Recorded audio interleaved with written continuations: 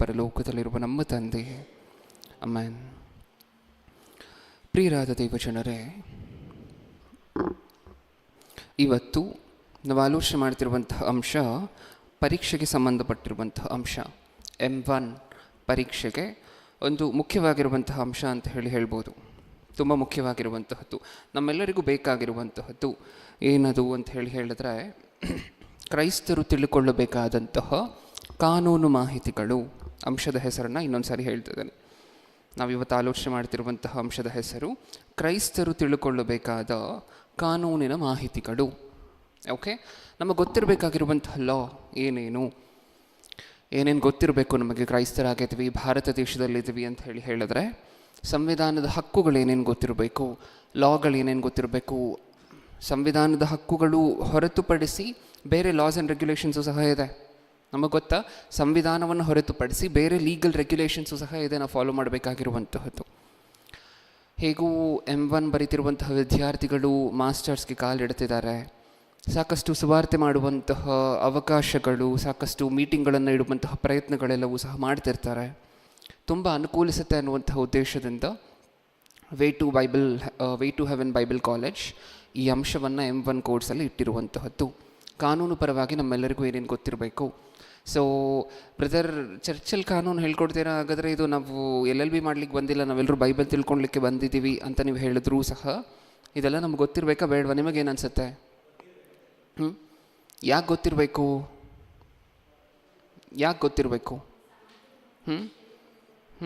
ಸಮಾಜದ ಮಧ್ಯೆ ನೀವಿರುವಂತಹದ್ದು, ಹೌದಲ್ವಾ? ಒಂದು ದೇಶದ ಪ್ರಜೆಗಳು ನಾವು ಭಾರತ ದೇಶದ ಪ್ರಜೆಗಳು, ಹೌದಾ? ಹಾಗಾದರೆ ಭಾರತ ದೇಶದಲ್ಲಿರುವಂತಹ ಕಾನೂನುಗಳು ಗೊತ್ತಿರಬೇಕಾ? ಅಟ್ಲೀಸ್ಟ್ ನಮ್ಮ ಸತ್ಯವೇದಕ್ಕೆ ಸಂಬಂಧಪಟ್ಟಂತೆ, ಯೇಸು ಕ್ರಿಸ್ತರು ನಮಗೆ ಸುವಾರ್ತೆ ಹೇಳಿ ಅಂತ ಏನು ಹೇಳಿದಾರೋ ಆ ಸುವಾರ್ತೆಗೆ ಸಂಬಂಧಪಟ್ಟಂತೆ, ಆ ಸುವಾರ್ತೆ ಮಾಡಬೇಕಾದ್ರೆ ಆ ಸನ್ನಿವೇಶಗಳಲ್ಲಿ ನಮಗೆ ಯಾವ್ಯಾವುದೆಲ್ಲ ಎದುರಾಗ್ಬೋದು, ಯಾವ್ಯಾವ ಪರಿಸ್ಥಿತಿಗಳು ಬರ್ಬೋದು, ಆ ಪರಿಸ್ಥಿತಿಗಳಲ್ಲಿ ನಮ್ಮ ಕೆಲಸಕ್ಕೆ ಬರುವಂತಹ ಕಾನೂನುಗಳು. ಆವಾಗ ನಾವು ಹೇಗೆ ಹ್ಯಾಂಡಲ್ ಮಾಡಬೇಕು ಅದನ್ನು. ತುಂಬ ಜನ ಕಿರ್ಚಾಡ್ಬಿಡುವಂತಹದ್ದು, ಕೂಗಾಡ್ಬಿಡುವಂತಹದ್ದು ನೀವು ನೋಡಿದ್ದೀರಾ. ಯಾರಾದರೂ ಬಂದು ಕೇಳಿದ್ರು ಅಂತ ಅಂದ್ಕೊಳ್ಳಿ, ಯಾರಾದರೂ ಬಂದು ಮಾತಾಡ್ಸಿದ್ರೆ ನೀವೇನಕ್ಕೋಸ್ಕರ ಇದನ್ನೆಲ್ಲ ಮಾಡ್ತಿದ್ದೀರಾ ಅಂತ ಹೇಳಿದ್ರೆ ಕಿರ್ಚಾಡ್ಬಿಡುವಂತಹದ್ದು, ಅವ್ರ ಮೇಲೆ ರೇಗಾಡ್ಬಿಡುವಂತಹದ್ದು, ಆಮೇಲೆ ಅವರೆಲ್ಲ ಸೇರಿ ಅವ್ರನ್ನ ಹೊಡೆಯುವಂತಹದ್ದು ನೋಡಿದ್ದೀವ. ಈ ಥರ ಸಮಾಜದಲ್ಲಿ ನಡೀತಿರುವಂತಹದ್ದು. ಪಾಂಪ್ಲೆಟ್ ಕೊಡೋಕ್ಕೆ ಹೋಗಿ ಸಿಕ್ಕಾಕೊಂಡಿರುವಂತಹದ್ದು ಎಷ್ಟನ್ನು ನೋಡಿದ್ದೀವಲ್ವ ಈ ರೀತಿಯಾಗಿರುವಂತಹದ್ದನ್ನು. ಸೊ ಅದಕ್ಕೋಸ್ಕರನೇ ಇವತ್ತು ಸಂಪೂರ್ಣವಾಗಿ ಕಾನೂನಿನ ಕುರಿತಂತೆ, ಲಾಸ್ನ ಬಗ್ಗೆ, ನಮ್ಮ ದೇಶದಲ್ಲಿರುವಂತಹ ನಿಬಂಧನೆಗಳ ಬಗ್ಗೆ ಏನೇನು ಗೊತ್ತಿರಬೇಕು ನಮಗೆ ಕ್ರೈಸ್ತರಾಗಿದ್ದೀವಿ ಅಂತ ಹೇಳಿದ್ರೆ. ಒಂದು ವೇಳೆ ಇದು ಗೊತ್ತಿಲ್ಲದೆ ಇದ್ದರೆ ಏನಾಗ್ಬೋದು ಅಂದರೆ, ನಿಮಗೆ ಗೊತ್ತಿಲ್ಲದೆ ನೀವು ಒಂದು ಸಮಸ್ಯೆಯಲ್ಲಿ ಸಿಕ್ಕಾಕೊಬೋದು, ಹೌದಾ? ನೀವೊಂದು ಮೀಟಿಂಗನ್ನು ಇಡಬೇಕು ಅಂತ ಅಂದ್ಕೊಳ್ತೀರಾ. ಓಕೆ, ಪ್ರೇಯರ್ ನಿಮಗೆ ಯಾಕೆಂದರೆ ಆಸೆ ಇದೆ, ಪ್ರೇಯರ್ ಮೀಟಿಂಗನ್ನು ಇಡಬೇಕು ಅನ್ನುವಂಥ ಆಸೆ ಇದೆ. ಯೇಸು ಕ್ರಿಸ್ತರು ಸತ್ಯವೇದದಲ್ಲಿ ಹೇಳಿದ್ದಾರೆ, ಸುವಾರ್ತೆ ಸಾರಿ ಪ್ರಕಟಿಸಿ ಇನ್ನೊಬ್ಬರಿಗೆ ಹೇಳಿ ಅಂತ. ಅದನ್ನೆಲ್ಲ ಓದಿ ನಾವು ಆಸೆ ಪಡ್ತೀವಿ ಏನಂತ, ಇನ್ನೊಬ್ಬರಿಗೆ ಹೇಳಬೇಕು ಅಂತ ನೀವು ಅಂದ್ಕೊಂಡು ಒಂದು ದೊಡ್ಡ ಮೀಟಿಂಗನ್ನು ಇಡ್ತೀರ. ಆ ಮೀಟಿಂಗಲ್ಲಿ ಮಧ್ಯ ಪೊಲೀಸರು ಬಂದರು ಅಂತ ಅಂದ್ಕೊಳ್ಳಿ, ಯಾರನ್ನು ಕೇಳಿ ಮೀಟಿಂಗ್ ಮಾಡ್ತಿದ್ದೀರಾ ಅಂತ. ಸರಿ ಇರುತ್ತಾ?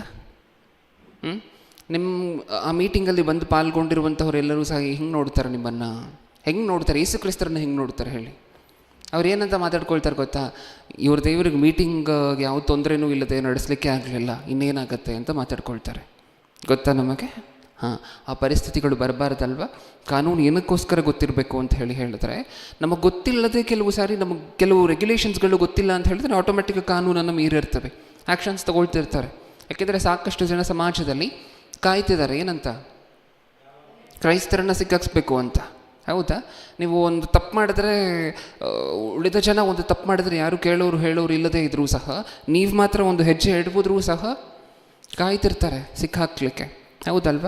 ಆ ರೀತಿ ಯಾವ ಪರಿಸ್ಥಿತಿಯಲ್ಲೂ ಸಿಕ್ಕಾಕೊಳ್ಳದೆ ಮುಂದೆ ಹೋಗಬೇಕು ಅಂದರೆ ಇವೆಲ್ಲವೂ ಸಹ ನಮಗೆ ಗೊತ್ತಿರಬೇಕು. ಮೊದಲನೇ ಶತಮಾನದಲ್ಲಿ ಯೇಸು ಕ್ರಿಸ್ತರಿಗೆ ಕಾನೂನು ಗೊತ್ತಿತ್ತಾ ಅಥವಾ ವಾಕ್ಯ ಮಾತ್ರ ಗೊತ್ತಿತ್ತಾ? ಕಾನೂನು ಗೊತ್ತಿತ್ತಾ? ಏನೇನು ಕಾನೂನು ಗೊತ್ತಿರುವಂತಹ ಸನ್ನಿವೇಶಗಳನ್ನು ನೋಡ್ತೀವಿ ನಾವು ಯೇಸು ಕ್ರಿಸ್ತರು. ಟ್ಯಾಕ್ಸ್ ಕಟ್ಟಬೇಕಾ ಬೇಡವಾ ಅಂತ ಹೇಳಿ ಕೇಳ್ತಾರಲ್ವ. ಹೆಂಗಾದರೂ ಮಾಡಿ ಯೇಸು ಕ್ರಿಸ್ತರಿಗೆ ಬರೀ ವಾಕ್ಯ ಮಾತ್ರ ಗೊತ್ತು, ಕಾನೂನು ಏನೂ ಗೊತ್ತಿಲ್ಲ. ಇವಾಗ ಟ್ಯಾಕ್ಸ್ ಕಟ್ಟಬೇಕಾ ಅಂದರೆ ಏನಕ್ಕೋಸ್ಕರ ನಿಮ್ಮ ದುಡ್ಡು ಇನ್ನೊಬ್ರು ಕೊಡ್ತೀರಾ ಅಂತಾರೇನೋ ಅಂತ ಅಂದ್ಕೊಂಡು ಬಂದರು ಜನ ಅವಾಗ, ಹೌದಾ ಇಲ್ವಾ? ಯೇಸು ಕ್ರಿಸ್ತರಿಗೆ ಯಾವ ಶಾಲೆಗೂ ಹೋಗಿಲ್ಲ ಯೇಸು ಕ್ರಿಸ್ತರು, ಯಾವ ಕಾಲೇಜ್ಗೂ ಹೋಗಲಿಲ್ಲ ಯೇಸು ಕ್ರಿಸ್ತರು. ಅದಕ್ಕೋಸ್ಕರ ಏನು ಗೊತ್ತಿರೋದಿಲ್ಲ ಇವರಿಗೆ, ಕಾನೂನು ಗೊತ್ತಿರೋದಿಲ್ಲ. ಇವಾಗ ಯೇಸು ಕ್ರಿಸ್ತರ ಹತ್ರ ಹೋಗಿ ಇದೇ ಪಾಯಿಂಟು ಸಿಕ್ಕಾಕ್ಬಿಟ್ಟು, ಯಾಕೆಂದರೆ ಟ್ಯಾಕ್ಸ್ ಕಟ್ಟಬೇಕು ಅನ್ನುವಂತಹದ್ದು ಸರ್ಕಾರ ಏನಿದೆ, ಸರ್ಕಾರದ ನಿಬಂಧನೆ, ನಿಯಮ. ಇವಾಗ ಯೇಸು ಕ್ರಿಸ್ತರ ಬಾಯಿಂದ ಟ್ಯಾಕ್ಸ್ ಕಟ್ಟೋದು ಬೇಡ, ಅವಶ್ಯಕತೆ ಇಲ್ಲ ಅಂತ ಬಂತು ಅಂತ ಅಂದ್ಕೊಳ್ಳಿ, ಏನು ಮಾಡ್ಬೋದು? ತೊಗೊಂಡೋಗಿ ಸೆರೆಗೆ ಹಾಕಿಸ್ಬೋದು. ಅದಕ್ಕೆ ಬಂದರು ಟೆಸ್ಟ್ ಮಾಡಲಿಕ್ಕೋಸ್ಕರ.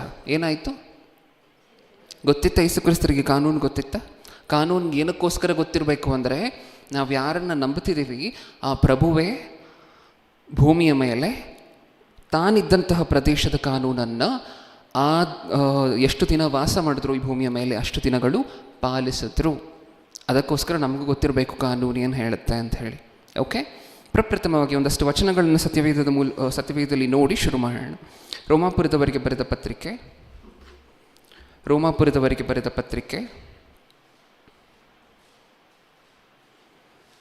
12ನೇ ಅಧ್ಯಾಯ, ರೋಮಾಪುರದವರಿಗೆ ಬರೆದ ಪತ್ರಿಕೆ 12ನೇ ಅಧ್ಯಾಯ 1ನೇ ವಚನದಿಂದ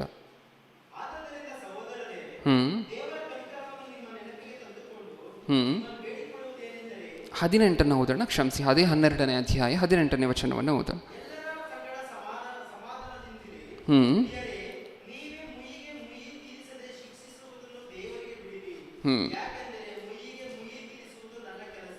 ಓಕೆ, ನಮಗೆ ಬೇಕಾಗಿದ್ದಂತಹ ಪಾಯಿಂಟಲ್ಲಿ 18ನೇ ವಚನದಲ್ಲಿ ಸಾಧ್ಯವಾದರೆ ನಿಮ್ಮಿಂದಾಗುವ ಮಟ್ಟಿಗೆ ಎಲ್ಲರ ಸಂಗಡ ಸಮಾಧಾನದಿಂದಿರಿ. ಸಾಧ್ಯವಾದರೆ ಆಗುವಂತಹ ಮಟ್ಟಿಗೆ ಹೇಗಿರಬೇಕಂತೆ ನಾವು ಭೂಮಿಯ ಮೇಲೆ ಎಲ್ಲರೊಂದಿಗೂ ಸಮಾಧಾನವಾಗಿ. ಯಾರನ್ನಾದರೂ ಹೆದರಾಕ್ಕೊಳ್ಳಿ ಅಂತ ಬರ್ಸಿದಾರ ಅಲ್ಲಿ? ಯಾರನ್ನಾದರೂ ಎದುರು ಹಾಕ್ಕೊಳ್ಳಿ ಅಂತ ಬರ್ಸಿದಾರ ಅಲ್ಲಿ? ಇಲ್ಲ ಅಲ್ವಾ? ನೀವು ಎದುರು ಹಾಕ್ಕೊಂಡ್ರೆ ಪೊಲೀಸರನ್ನ ಎದುರಾಕ್ಕೊಳ್ಳಿ ಅಂತ ಬರ್ಸಿದಾರ ಅಲ್ಲಿ? ಇಲ್ಲ. ನಾವಿರುವಂತಹ ಜಾಗದಲ್ಲಿ ವಾಸ ಮಾಡಬೇಕಾದ್ರೆ ಅಕ್ಕ ಪಕ್ಕದ ಮನೆ, ಈ ಕಡೆ ಮನೆ, ಎದುರು ಮನೆ ಎಲ್ಲರನ್ನು ಎದುರಾಕ್ಕೊಳ್ಳಿ ಅಂತ ಬರ್ಸಿದಾರ? ಇಲ್ಲ. ಎಲ್ಲರ ಜೊತೆ ಸಮಾಧಾನವಾಗಿರಬೇಕು. ಇಲ್ಲ, ನಾನು ಮಾಡೋದು ಹಿಂಗೆ, ನಾನು ಸುವಾರ್ತೆ ಹೇಳಬೇಕು, ನಾನು ಹೇಳೋದು ಹಿಂಗೆ ಅಂತ ನಾವು ಅಂದ್ವಿ ಅಂತ ಅಂದ್ಕೊಳ್ಳಿ, ಏನಾಗತ್ತೆ? ಏನೋ ನಡೆಯುತ್ತೆ, ಫೋರ್ಸ್ಫುಲ್ ಆಗಿರುವಂತಹದ್ದು, ಹೌದಲ್ವಾ? ಆ ರೀತಿಯಾಗಿರುವಂಥ ಕೆಲಸಗಳಾಗಬಾರ್ದು. ಅಂದರೆ ಎಲ್ಲರ ಜೊತೆ ಸಮಾಧಾನವಾಗಿರಬೇಕು. ಈ ಕಡೆ ನಮ್ಮ ವ್ಯವಸ್ಥೆಯ ಜೊತೆಯಲ್ಲೂ ಸಹ, ಈ ಕಡೆ ನಮ್ಮನ್ನು ಆಳ್ತಿರುವಂತಹ ಅಧಿಕಾರಿಗಳ ಜೊತೆನೂ ಸಹ, ಈ ಎಲ್ಲರ ಜೊತೆನೂ ಸಮಾಧಾನವಾಗಿರಬೇಕು. ಅಂದರೆ ಕಾನೂನು ತಿಳ್ಕೊಳ್ಳುವಂತಹದ್ದು ಅವಶ್ಯಕವಾಗಿರುತ್ತೆ. ಓಕೆ, ಫಸ್ಟ್ ಇಮೇಜನ್ನು ಹಾಕ್ತೀಯ ದೀಕ್ಷಿತ್? ಒಂದೊಂದಾಗಿ ನೋಡ್ತಾ ಬರೋಣ. ಕಾನ್ಸ್ಟಿಟ್ಯೂಷನ್ ಏನು ಹೇಳುತ್ತೆ ಇಷ್ಟಕ್ಕೂ ಕ್ರೈಸ್ತರ ಬಗ್ಗೆ? ನಮಗಿರುವಂಥ ಹಕ್ಕುಗಳೇನು? ಫಂಡಮೆಂಟಲ್ ರೈಟ್ಸ್ ಇದೆ ನೋಡು, ಅದನ್ನು ಹಾಕು. ಆರ್ಟಿಕಲ್ 25 ಅಂತ ಸ್ಟಾರ್ಟ್ ಆಗುತ್ತೆ ಸೆಂಟೆನ್ಸ್. ವೈಟ್ ಕಲರ್ ಇದೆ ಇಮೇಜ್.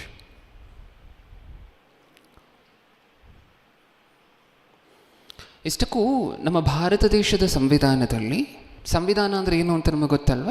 ನಮ್ಮ ಭಾರತ ದೇಶಕ್ಕೆ ಒಂದು ಸಂವಿಧಾನ ಇದೆ, ಕಾನ್ಸ್ಟಿಟ್ಯೂಷನ್ ಅಂತ ಹೇಳಿ ಕರಿತೇವೆ. ಹೇಳಿ, ಸಂವಿಧಾನವನ್ನು ಏನಂತ ಕರಿತೀವಿ? ನಾಳೆ ಕಾನ್ಸ್ಟಿಟ್ಯೂಷನ್ ಅಂತ ಯಾರಾದರೂ ಅಂದರೆ ಅದು ಏನು ಅಂತ ಕೇಳಬಾರ್ದು. ಏನು ಸಂವಿಧಾನ ಅಂದರೆ ಏನು? ಕಾನ್ಸ್ಟಿಟ್ಯೂಷನ್ ಅಂದರೆ ಸಂವಿಧಾನ. ಅರ್ಥ ಏನು ಅದಕ್ಕೆ ಅಂತ ಹೇಳಿ ಕೇಳಿದ್ರೆ, ನಮಗಿರುವಂಥ ಹಕ್ಕುಗಳು, ನಮಗಿರುವಂತಹ ಬಾಧ್ಯತೆಗಳು, ಇವೆಲ್ಲವನ್ನು ಒಂದು ಕಡೆ ಸೇರಿಸಿ ನಾವು ನಡ್ಕೊಬೇಕಾಗಿರುವಂತಹ ರೀತಿ ಈ ದೇಶದಲ್ಲಿ ಕಾನೂನು ಪರವಾಗಿ ಇವೆಲ್ಲವನ್ನು ಒಂದು ಕಡೆ ಸೇರಿಸಿರುವಂತಹ ಆ ಒಂದು ಕಟ್ಟಳೆ, ನಿಯಮ, ನಿಬಂಧನೆಗಳನ್ನು ಏನಂತ ಕರಿತೀವಿ? ಕಾನ್ಸ್ಟಿಟ್ಯೂಷನ್, ಸಂವಿಧಾನ. ಕೋರ್ ಪ್ರಿನ್ಸಿಪಲ್, ನಮ್ಮ ದೇಶ ವರ್ಕ್ ಆಗುವಂತಹ ಕೋರ್ ಪ್ರಿನ್ಸಿಪಲ್ ಕಾನ್ಸ್ಟಿಟ್ಯೂಷನ್ ಅನ್ನುವಂತಹದ್ದು, ಹೌದಲ್ವಾ? ನಮ್ಮ ಭಾರತ ದೇಶದಲ್ಲಿ ಅತ್ಯುನ್ನತವಾಗಿರುವಂತಹ ನ್ಯಾಯ ಅಂತ ಹೇಳ್ಬೋದು. ಅದರ ಕೆಳಗಡೆಯೂ ಸಾಕಷ್ಟು ಬೇರೆ ಬೇರೆ ಲೀಗಲ್ ರೆಗ್ಯುಲೇಷನ್ಸು, ಲಾಸು ಇದೆ, ಬೇರೆ ಬೇರೆ ನಿಬಂಧನೆಗಳು ಇದೆ ಅದರ ಕೆಳಗಡೆ. ಅದನ್ನೆಲ್ಲ ಹೊರತುಪಡಿಸಿ ನಮ್ಮ ದೇಶದ ಒಂದು ರೀತಿಯಾಗಿ ಹೇಳಬೇಕು ಅಂದರೆ ಅತ್ಯಂತ ಮೇಲಿರುವಂತಹ, ಎಲ್ಲ ಕಾನೂನಿನ ಮೇಲಿರುವಂತಹ, ಓವರ್ ರೂಲ್ ಆಗುವಂತಹ ಯಾವಾಗಲೂ ರೂಲ್ ಅಂತ ಹೇಳಿದ್ರೆ ಅದು ಕಾನ್ಸ್ಟಿಟ್ಯೂಷನ್, ಸಂವಿಧಾನ. ಈ ಸಂವಿಧಾನವನ್ನು ಬೇರೆ ಬೇರೆ ಪಾರ್ಟ್ಗಳನ್ನಾಗಿ ವಿಭಜನೆ ಮಾಡಿದ್ದಾರೆ. ಮತ್ತೆ ಓಕೆ, ಈ ಕಾನ್ಸ್ಟಿಟ್ಯೂಷನನ್ನು ಏನು ಮಾಡಿದ್ದಾರೆ? ಬೇರೆ ಬೇರೆ ಪಾರ್ಟ್ಗಳಾಗಿ ವಿಭಜನೆ ಮಾಡಿದ್ದಾರೆ. ಈ ಪಾರ್ಟ್ಗಳಲ್ಲಿ ಒಂದು ಪಾರ್ಟ್ ತುಂಬ ಮುಖ್ಯ ಆಗಿರುವಂತಹದ್ದು, ಇನ್ನೊಂದು ಪಾರ್ಟ್ ಅದರ ಕೆಳಗಡೆ ಬರುವಂತಹದ್ದು. ನಮಗೆ ಅರ್ಥ ಆಯಿತಾ? ನಮಗೆ ಅರ್ಥ ಆಗುವಂತಹ ಭಾಷೆಯಲ್ಲಿ ಹೇಳಬೇಕು ಅಂತ ಹೇಳಿದ್ರೆ, ಸತ್ಯವೇದ ನಮ್ಮ ಹತ್ರ ಇದೆಯಲ್ವ? ಈ ಸತ್ಯವೇದದಲ್ಲಿ ಎಲ್ಲ ಪುಸ್ತಕಕ್ಕೂ ಇರುವಂತಹ ವೆಯ್ಟೇಜ್ ಒಂದೇ, ಹೌದಲ್ವ? ಆದಿಕಾಂಡ ಎಲ್ಲದಕ್ಕಿಂತ ಮುಖ್ಯ ಬ್ರದರ್, ಪ್ರಕಟಣೆ ಗ್ರಂಥ ಅಷ್ಟು ಮುಖ್ಯ ಅಲ್ಲ ಅನ್ಲಿಕ್ಕಾಗತ್ತಾ? ಹಂಗನ್ನಕ್ಕಾಗಲ್ಲ. ಆದರೆ ಕಾನ್ಸ್ಟಿಟ್ಯೂಷನಲ್ಲಿ ಆ ಥರ ಹೇಳ್ಬೋದು ನೀವು. ಇದರಲ್ಲಿ ಯಾವುದು ಮೇನ್ ಪಾರ್ಟ್ ಅಂತ ಹೇಳಿ ಕೇಳಿದ್ರೆ, ಕಾನ್ಸ್ಟಿಟ್ಯೂಷನಲ್ಲಿ ಇರುವಂತಹ ಅಷ್ಟೂ ಪಾರ್ಟ್ಗಳಲ್ಲಿ ತುಂಬ ಅತ್ಯಂತ ಇಂಪಾರ್ಟೆಂಟ್ ಆಗಿರುವಂತಹ ಪಾರ್ಟ್ ಯಾವುದು ಅಂತ ಹೇಳಿ ಕೇಳಿದ್ರೆ ಪಾರ್ಟ್ 3. ಏನಿದೆ ಪಾರ್ಟ್ 3ಯಲ್ಲಿ? ಫಂಡಮೆಂಟಲ್ ರೈಟ್ಸ್, ಮೂಲಭೂತ ಹಕ್ಕುಗಳು. ನಮ್ಮ ಭಾರತ ದೇಶದ ಪಾರ್ಟ್ 3ಯಲ್ಲಿ ಏನಿದೆ ಅಂತ ಹೇಳಿ? ಮೂಲಭೂತ ಹಕ್ಕುಗಳು, ಫಂಡಮೆಂಟಲ್ ರೈಟ್ಸ್. ಅಂದರೆ ಉಳಿದಂತೆ ಇರುವಂತಹ ಕಾನ್ಸ್ಟಿಟ್ಯೂಷನಲ್ಲಿ ಉಳಿದಿರುವಂತಹ ಎಲ್ಲ ಪಾರ್ಟ್ಗಳಿಗಿಂತ ಅತ್ಯಂತ ಮುಖ್ಯವಾಗಿರುವಂತಹ ಪಾರ್ಟ್ ಯಾವುದು? ಎಲ್ಲಕ್ಕಿಂತ ಶ್ರೇಷ್ಠವಾಗಿರುವಂತಹ ಪಾರ್ಟ್ ಯಾವುದು? ಮೂಲಭೂತ ಹಕ್ಕುಗಳು. ಓಕೆ, ಇವಾಗ ಒಂದು 3 ಆರ್ಟಿಕಲನ್ನು ನೋಡೋಣ. ಆ ಪಾರ್ಟ್ 3ಯಲ್ಲಿ ಕಾನ್ಸ್ಟಿಟ್ಯೂಷನಿಂದ ಒಂದು 3 ಆರ್ಟಿಕಲನ್ನು ನೋಡೋಣ. ತುಂಬ ಮುಖ್ಯವಾಗಿರುವಂತಹ ಈ ಪಾರ್ಟಲ್ಲಿ ಒಂದು 3 ಆರ್ಟಿಕಲ್ ಇದೆ, ನಮಗೆ ತುಂಬ ಬೇಕಾಗಿರುವಂತಹದ್ದು. ಸಾಕಷ್ಟು ಆರ್ಟಿಕಲ್ ಇದೆ, ಅದರಲ್ಲಿ 3 ಆರ್ಟಿಕಲ್ ವರ್ಡ್ ಬೈ ವರ್ಡ್ ನಿಮಗೆ ಗೊತ್ತಿರಬೇಕು. ಎಕ್ಸಾಮಲ್ಲಿ ಆ ಆರ್ಟಿಕಲ್ ನೇಮ್ ಬರಿಬೇಕು, ಆ ಆರ್ಟಿಕಲ್ ಏನು ಹೇಳುತ್ತೆ ಅಂತಲೂ ಬರಿಬೇಕು, ಪ್ರತಿ ಪದನೂ ಬರಿಬೇಕು. ಓಕೆ, ಡೀಟೇಲಾಗಿ ಗೊತ್ತಿರಬೇಕಾಗಿರುವಂತಹ 3 ಆರ್ಟಿಕಲನ್ನು ನೋಡೋಣ. ಪ್ರೆಸೆಂಟ್ ಮಾಡು ದೀಕ್ಷಿತ್. ಓಕೆ, ಇಷ್ಟು ಆರ್ಟಿಕಲ್ಸ್ ಯಾವುದ್ಯಾವುದು? ಆರ್ಟಿಕಲ್ 25 ಗೊತ್ತಿರಬೇಕು, 26 ಗೊತ್ತಿರಬೇಕು, ನೆಕ್ಸ್ಟ್ ಆರ್ಟಿಕಲ್ 32 ಗೊತ್ತಿರಬೇಕು. ಆರ್ಟಿಕಲ್ 25 ಏನು ಹೇಳುತ್ತೆ? ಆರ್ಟಿಕಲ್ 25ಇಂದ 28ವರೆಗೂ ಬರೀ ರಿಲಿಜಿಯಸ್ ಫ್ರೀಡಮ್, ಧಾರ್ಮಿಕ ಹಕ್ಕುಗಳ ಬಗ್ಗೆನೇ ಮಾತಾಡುತ್ತೆ. ಆದರೆ ನಮಗೆ ತುಂಬ ಮುಖ್ಯವಾಗಿ ಗೊತ್ತಿರಬೇಕಾಗಿರುವಂತಹದ್ದು ಆರ್ಟಿಕಲ್ 25, 26, ವಿಶ್ವಾಸಿಗಳಿಗೆ ಗೊತ್ತಿರಬೇಕಾಗಿರುವಂತಹದ್ದು. ಏನೇನು ಹೇಳುತ್ತೆ ಆರ್ಟಿಕಲ್ 25? ಒಂದೊಂದಾಗಿ ನಿಧಾನವಾಗಿ ಆಲೋಚನೆ ಮಾಡಿ ನೋಡೋಣ. Freedom of conscience. Freedom of conscience ಏನು ಹಿಂಗಂದರೆ, ಭಾರತ ದೇಶದಲ್ಲಿ ಅಥವಾ ಪ್ರಪಂಚದಲ್ಲಿ 1000 ಅಥವಾ 2000 ಧರ್ಮಗಳಿದೆ ಅಂತ ಅಂದ್ಕೊಳ್ಳಿ. ಹಿಂದೂ ಧರ್ಮ ಇದೆ, ಮುಸ್ಲಿಂ ಧರ್ಮ ಇದೆ, ಕ್ರಿಸ್ಟಿಯಾನಿಟಿ ಇದೆ, ಜೊರಾಸ್ಟ್ರಿಯಮ್ ಇದೆ, ಬುದ್ಧಿಸ್ಟ್ ಇದೆ, ಜೈನಿಸಮ್ ಇದೆ. ಹೌದಾ? ಸಾಕಷ್ಟು ಧರ್ಮಗಳಿದೆಯಲ್ವ. ಆರ್ಟಿಕಲ್ 25 ಪ್ರಕಾರ, ಭಾರತ ದೇಶದ ಸಂವಿಧಾನದಲ್ಲಿರುವಂಥ ಆರ್ಟಿಕಲ್ 25 ಪ್ರಕಾರ ನಮಗಿರುವಂತಹ ಮೊಟ್ಟ ಮೊದಲನೇ ಪಾಯಿಂಟಲ್ಲಿರುವಂತಹ ಮೊಟ್ಟ ಮೊದಲನೇ ಹಕ್ಕೇನು ಗೊತ್ತಾ? Freedom of conscience. ಅಂದರೆ ಈ ಇಷ್ಟು 1000, 2000, 3000 ಧರ್ಮಗಳೇನಿದೆ ಪ್ರಪಂಚದಲ್ಲಿ, ಆ ಅಷ್ಟು ಧರ್ಮಗಳಲ್ಲಿ ನನಗಿಷ್ಟಾದ ಧರ್ಮವನ್ನು ನಾನು ನಂಬಬಹುದು. ಫ್ರೀಡಮ್ ಆಫ್ ಕನ್ಸೈನ್ಸ್, ನಂಬುವಂತಹ ಫ್ರೀಡಮ್. ನನಗೆ ಯಾವ ಫ್ರೀಡಮ್ ಇದೆ ಭಾರತ ದೇಶದ ಪ್ರಜೆಯಾಗಿ? ಯಾವ ಧರ್ಮವನ್ನು ಬೇಕಾದರೂ ನನಗಿಷ್ಟ ಆಗಿರುವಂತಹ ಧರ್ಮವನ್ನು ನಾನು ನಂಬಬಹುದು. ಅದೇ ಫ್ರೀಡಮ್ ಆಫ್ ಕನ್ಸೈನ್ಸ್. ಕನ್ಸೈನ್ಸ್ ಅನ್ನುವಂತಹ ಪದಕ್ಕಿರುವಂತಹ ಅರ್ಥ ನಂಬಿಕೆ, ಬಿಲೀಫ್, ಫೇತ್. ಹೌದಾ? ಇವಾಗ ಹೇಳಿ, ನಿಮಗೆ ಯಾವ ಹಕ್ಕಿದೆ ಭಾರತ ದೇಶದ ಪ್ರಜೆಗಳಾಗಿ? ಇಲ್ಲಿರುವಂಥ ಇಷ್ಟು 1000 ಧರ್ಮಗಳಲ್ಲಿ ನಿಮಗಿಷ್ಟ ಇರುವಂತಹ ಧರ್ಮವನ್ನು ನೀವು ನಂಬಬಹುದು. ನಾಳೆ ಯಾರೂ ಬಂದು ಏನು ಕ್ವೆಶನ್ ಮಾಡೋಕ್ಕಾಗೋದಿಲ್ಲ, ನೀವು ಕ್ರೈಸ್ತವ್ಯವನ್ನು ಏನಕ್ಕೋಸ್ಕರ ನಂಬ್ತೀರಾ, ನಮ್ಮ ಧರ್ಮವನ್ನು ಏನಕ್ಕೋಸ್ಕರ ನಂಬಲಿಕ್ಕಾಗೋದಿಲ್ಲ ಅನ್ನುವಂತಹ ಪ್ರಶ್ನೆಯನ್ನು ಯಾರು ನಿಮ್ಮ ಹತ್ರ ಕೇಳಲಿಕ್ಕಾಗೋದಿಲ್ಲ. ಕೇಳಿದ್ರೆ ಏನು ಮಾಡ್ಬೋದು ಅನ್ನುವಂತಹ ಮುಂದೆ ನೋಡೋಣ. ಓಕೆ, ಈಗ ಫಸ್ಟ್ ಪಾಯಿಂಟಲ್ಲಿ ಫ್ರೀಡಮ್ ಆಫ್ ಕನ್ಸೈನ್ಸ್. ನಂಬಬೋದಾ? ನಮಗೆ ಇಷ್ಟ ಇರುವಂತಹ ಧರ್ಮವನ್ನು ನಾವು ನಂಬಬೋದಾ? ಆ ಹಕ್ಕಿದೆಯಾ ನಮಗೆ? Next second point. ಅದಾದ ನಂತರ freedom of conscience and the right to, ಇನ್ನೊಂದು ಏನು ರೈಟ್ ಇದೆಯಂತೆ, ಅದೇನು? The right to freely profess. Freedom of conscience ನೋಡಿದ್ವಿ. ಅದಾದಮೇಲೆ the right to freely profess. ಏನು ಪ್ರೊಫೆಸ್ ಅಂದರೆ ಏನು? ನೀವು ಕ್ರೈಸ್ತವ್ಯವನ್ನು ನಂಬಿದ್ದೀರಾ. ಓಕೆ, ಈಗ ಯಾರಾದರೂ ಬಂದು ನಿಮ್ಮ ಹತ್ರ ಕೇಳಿದ್ರು ಅಂತ ಅಂದ್ಕೊಳ್ಳಿ, ನಿಮ್ಗೆ ಯಾರನ್ನು ನಂಬ್ತೀರಾ, ಯಾವ ಧರ್ಮ ನಿಮ್ಮದು ಅಂತ ಹೇಳಿ ಕೇಳಿದ್ರು ಅಂತ ಅಂದ್ಕೊಳ್ಳಿ. ನೀವೇನಂತ ಹೇಳ್ಬೋದು ಅವ್ರ ಹತ್ರ?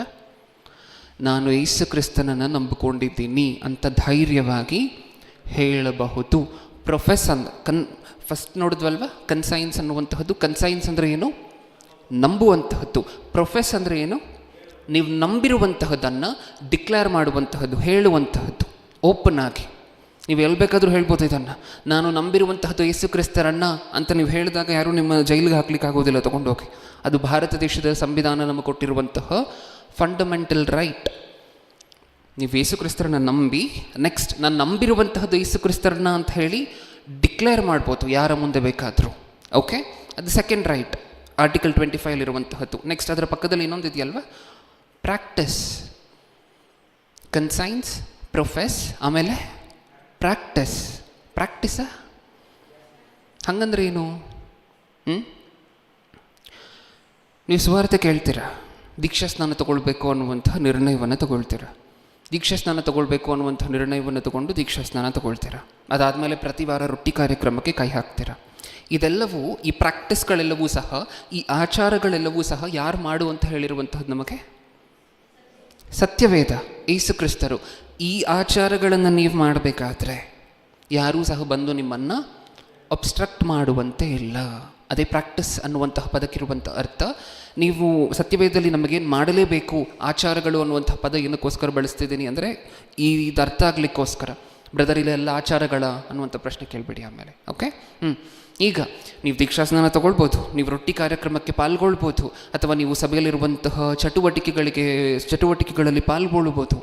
ಇದೆಲ್ಲ ಮಾಡುವಂಥ ಹಕ್ಕು, ಅಧಿಕಾರ ನಮಗೆ ಸಂವಿಧಾನದ ಪ್ರಕಾರ ಇದೆ.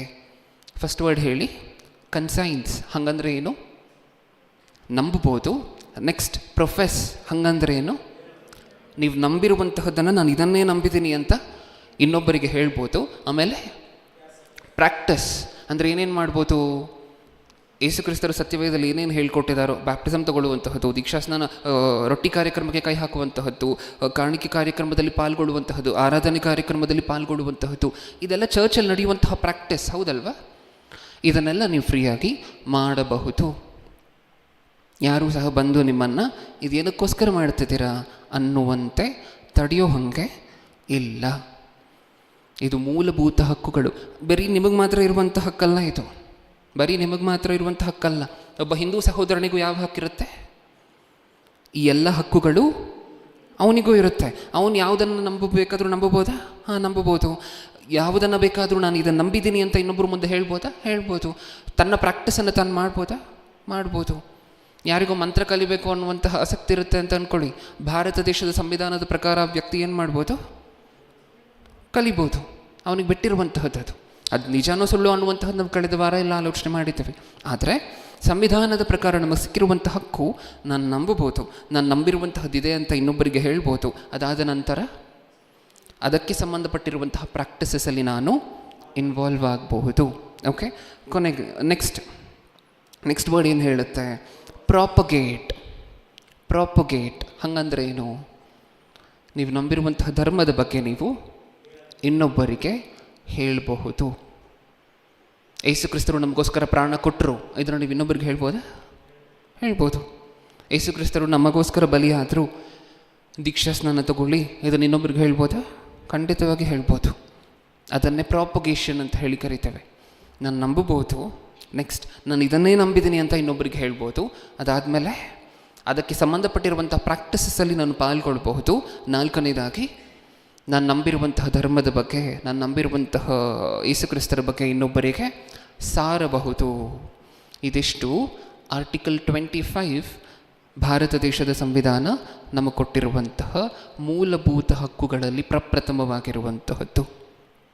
ಅರ್ಥ ಆಯಿತಾ ನಮಗೆ ಇಲ್ಲಿವರೆಗೂ? ಎಕ್ಸಾಮ್ ಬರೀತಿರುವಂಥ ವಿದ್ಯಾರ್ಥಿಗಳು ಏನೇನೆಲ್ಲ ಬರಿಬೇಕು? ಇಲ್ಲಿ ಪ್ರತಿ ಪದನೂ ಬರಿಬೇಕು. ಕನ್ಸೈನ್ಸ್ ಅನ್ನುವಂತಹ ಪದ ನಿಮ್ಗೆ ಇಂಗ್ಲೀಷಲ್ಲಿ ಬರೀಲಿಕ್ಕಾಗಿಲ್ಲ ಅಂದರೆ ನಂಬಿಕೆ ಅಂತ ಬರೀರಿ. ಪ್ರೊಫೆಸ್ ಅನ್ನುವಂತಹದ್ದು ಬರೀಲಿಕ್ಕಾಗಿಲ್ಲ ಅಂತ ಹೇಳಿದ್ರೆ ಡಿಕ್ಲೇರ್ ಮಾಡುವಂತಹದ್ದು ಅಥವಾ ಹೇಳ್ಕೊಳ್ಳುವಂತಹದ್ದು ಏನಾದರೂ ಬರೀರಿ. ಆದರೆ ಈ 4 ಪದಗಳು ಆರ್ಟಿಕಲ್ 25 ಕಾಣಿಸ್ಬೇಕು. ಈಗ ನೀವು ಹೇಳಿ, ಯಾರಾದರೂ ಬಂದು ನಿಮ್ಮನ್ನು ಅಬ್ಸ್ಟ್ರಕ್ಟ್ ಯಾಕೆಂದರೆ ಅಬ್ಸ್ಟ್ರಕ್ಟ್ ಮಾಡುವಂತಹ ಜನರಲ್ಲೂ 2 ಥರ ಇರ್ತಾರೆ. ಯಾರು? ಮೊಟ್ಟ ಮೊದಲನೇದಾಗಿ ಪೊಲೀಸರು ಬಂದು ನಿಮ್ಮನ್ನು ಅಬ್ಸ್ಟ್ರಕ್ಟ್ ಮಾಡ್ಬೋದು. ಏನಂತ? ಇಲ್ಲ, ನೀವು ಮಾಡ್ತಿರುವಂತಹ ತಪ್ಪು, ನೀವು ಇನ್ನೊಬ್ಬರಿಗೆ ಹೇಳೋ ಹಾಗೆಲ್ಲ ಯೇಸು ಕ್ರಿಸ್ತರ ಬಗ್ಗೆ ಅಂತ ಹೇಳ್ಬೋದು. ಆವಾಗ ನೀವೇನು ಅನ್ಬೋದು? ಇಲ್ಲ ಬ್ರದರ್, ನಂಗೆ ಕಾನೂನು ಗೊತ್ತು, ನಾನು ಮಾಡ್ತಿರುವಂಥದ್ದು ಸರಿ ಅಂತ ಅಂದ್ರಿ ಅಂತ ಅಂದ್ಕೊಳ್ಳಿ. ಅವ್ರಿಗೆ ಗೊತ್ತಾಗೋಗುತ್ತೆ ನಿಮಗೇನು ಗೊತ್ತಿಲ್ಲ ಅಂತ. ನಿಜನಾ ಇಲ್ವಾ? ಹಾಂ, ಹೆಂಗಿರಬೇಕು ನೀವು ಮಾತಾಡುವಂತಹ ಮಾತು? ಕ್ರೈಸ್ತರಾಗಿದ್ದೀವಿ, ಜ್ಞಾನವಂತರಾಗಿ ಹೆಂಗಿರಬೇಕು ನಾವು ಮಾತಾಡುವಂತಹ ಮಾತು? ಆರ್ಟಿಕಲ್ 25 ನನಗೆ ಫ್ರೀಡಮ್ ಆಫ್ ಕನ್ಸೈನ್ಸ್ ಇದೆ. ಆರ್ಟಿಕಲ್ 25 4th ಪಾಯಿಂಟಲ್ಲಿ ಫ್ರೀಡಮ್ ಆಫ್ ಪ್ರಾಪಗೇಷನ್ ಇದೆ. ನಾನು ನಂಬಿರುವಂಥ ಯೇಸು ಕ್ರಿಸ್ತರ ಬಗ್ಗೆ ಇನ್ನೊಬ್ಬರಿಗೆ ಹೇಳಬಹುದು.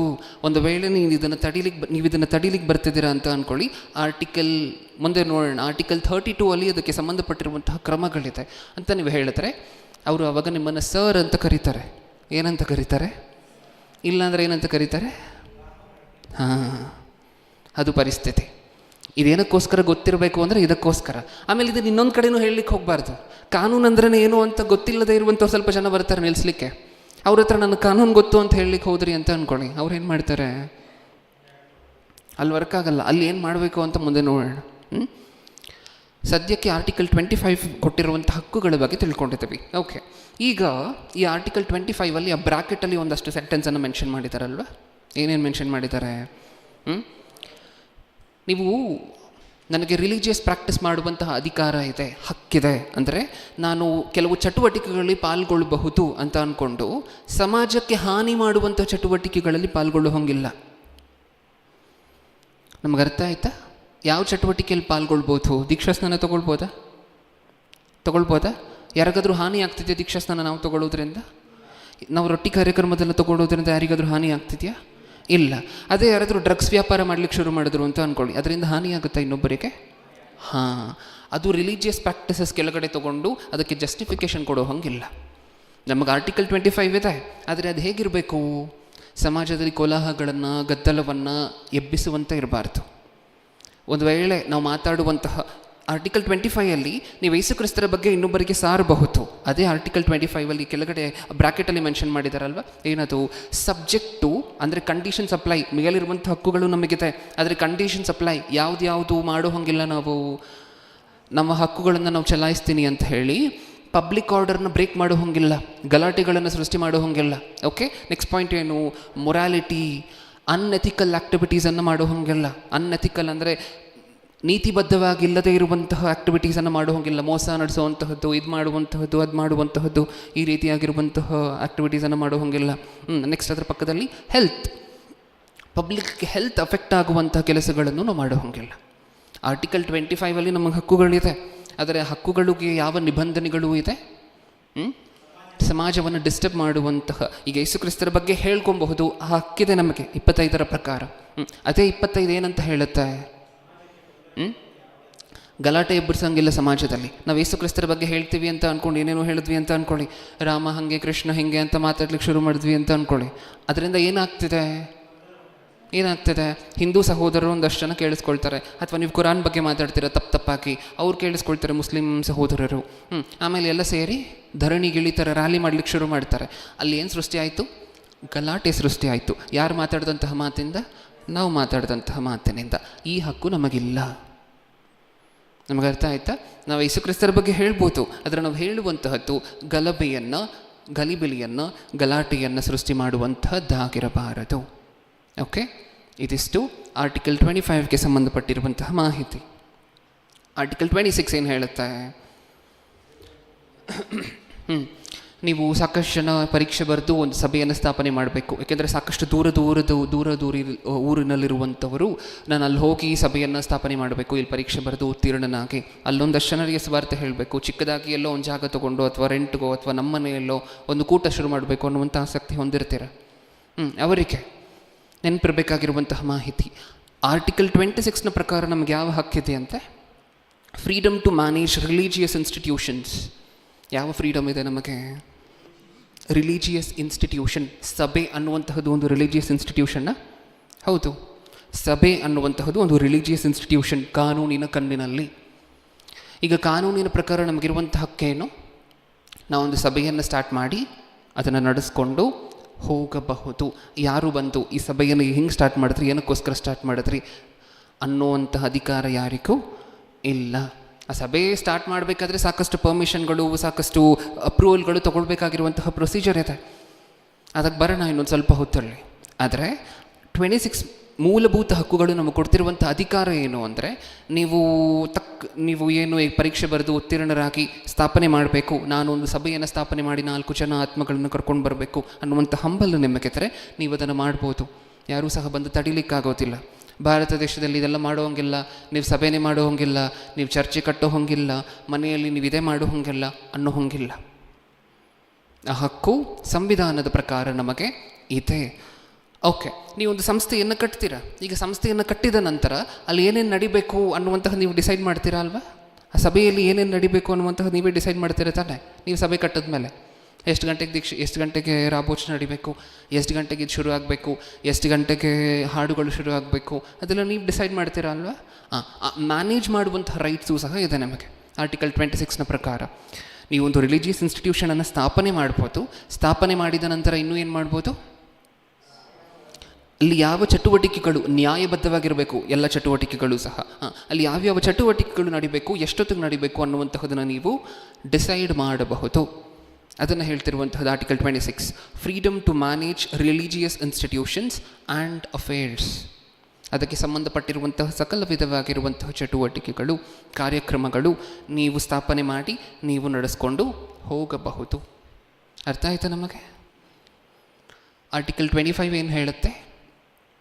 ಆರ್ಟಿಕಲ್ 25 ಒಬ್ಬ ವಿಶ್ವಾಸಿಗಿರುವಂಥ ರೈಟ್ಸನ್ನು ಪ್ರೊಟೆಕ್ಟ್ ಮಾಡುತ್ತೆ. ಆರ್ಟಿಕಲ್ 26 ಒಂದು ಸಭೆಗಿರುವಂತಹ ರೈಟ್ಸನ್ನು ಪ್ರೊಟೆಕ್ಟ್ ಮಾಡುತ್ತೆ. ಅರ್ಥ ಆಯಿತಾ ನಮಗಿದು? ಆರ್ಟಿಕಲ್ 25ಗೂ 26ಗೂ ಇರುವಂಥ ವ್ಯತ್ಯಾಸ ಏನು? 25 ಅನ್ನುವಂತಹದ್ದು ನಾನು ನಂಬುವಂತಹ ಫ್ರೀಡಮ್ ಕೊಡುತ್ತೆ, ನಾನು ಇವರನ್ನೇ ನಂಬಿದ್ದೀನಿ ಅಂತ ಹೇಳ್ಕೊಳ್ಳುವಂಥ ಫ್ರೀಡಮ್ ಕೊಡುತ್ತೆ. ನೆಕ್ಸ್ಟ್ ಮೂರನೇದಾಗಿ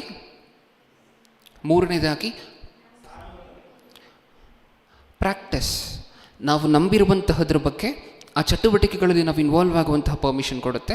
ಲಾಸ್ಟಲ್ಲಿ ನಾವು ನಂಬಿರುವಂಥ ಯೇಸು ಕ್ರಿಸ್ತರ ಬಗ್ಗೆ ಇನ್ನೊಬ್ಬರಿಗೆ ಸಾರುವಂತಹ ಫ್ರೀಡಮ್ ಕೊಡುತ್ತೆ. ಇದು ಒಬ್ಬ ವಿಶ್ವಾಸಿಯ ಫಂಡಮೆಂಟಲ್ ರೈಟ್, ಹಕ್ಕನ್ನು ಗ್ಯಾರಂಟಿ ಮಾಡುತ್ತೆ. 26 ಏನು ಮಾಡುತ್ತೆ?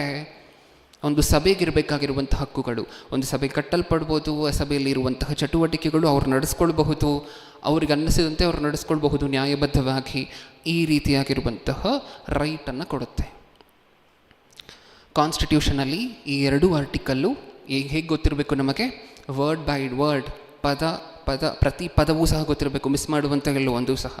ಓಕೆ, ಈಗ ಈ ಮೂಲಭೂತ ಹಕ್ಕುಗಳಲ್ಲಿ ಏನಾದರೂ ನಿಮಗೆ ಕೊಟ್ಟಿಲ್ಲ ಅಂತ ಅಂದ್ಕೊಳ್ಳಿ, ಯಾವ ರೈಟ್ ಇದೆ ಗೊತ್ತಾ ನಮಗೆ? ಅಂದರೆ ನಾನು ಆಗಲೇ ಹೇಳಿದೆ ನಿಮಗೆ, ಫಂಡಮೆಂಟಲ್ ರೈಟ್ ಅನ್ನುವಂಥದ್ದು ಕಾನ್ಸ್ಟಿಟ್ಯೂಷನಲ್ಲಿ ಹಲವಾರು ಪಾರ್ಟ್ಗಳಿದೆ. ಆ ಪಾರ್ಟಲ್ಲಿ ಅತಿ ಮುಖ್ಯವಾಗಿರುವಂತಹ ಪಾರ್ಟ್ ಯಾವುದು? ಪಾರ್ಟ್ 3. ಏನು ಹೇಳುತ್ತೆ ಪಾರ್ಟ್ 3? Fundamental rights. ಆ ಫಂಡಮೆಂಟಲ್ ರೈಟ್ಸ್ನ ಭಾಗದಲ್ಲೇ ಈ 25, 26 ಬರುತ್ತೆ ಆರ್ಟಿಕಲ್ಸ್. ಓಕೆ, ಈಗ ಯಾರಾದರೂ ಫಂಡಮೆಂಟಲ್ ರೈಟ್ ನಡೆಯದೇ ಇದ್ದಂತೆ, ಒಬ್ಬ ವ್ಯಕ್ತಿಗೆ ಮೂಲಭೂತ ಹಕ್ಕುಗಳು ಸಿಕ್ಕದೇ ಇರುವಂತೆ ಅಡ್ಡಿ ಮಾಡಿದ್ರೆ ಯಾವ ರೈಟ್ ಇರುತ್ತೆ ನಮಗೆ? ಆರ್ಟಿಕಲ್ 32 ಪ್ರಕಾರ. ಪ್ರೆಸೆಂಟ್ ಮಾಡ್ತೀಯಾ ದೀಕ್ಷಿತ್ ಮತ್ತೊಂದು ಸಾರಿ?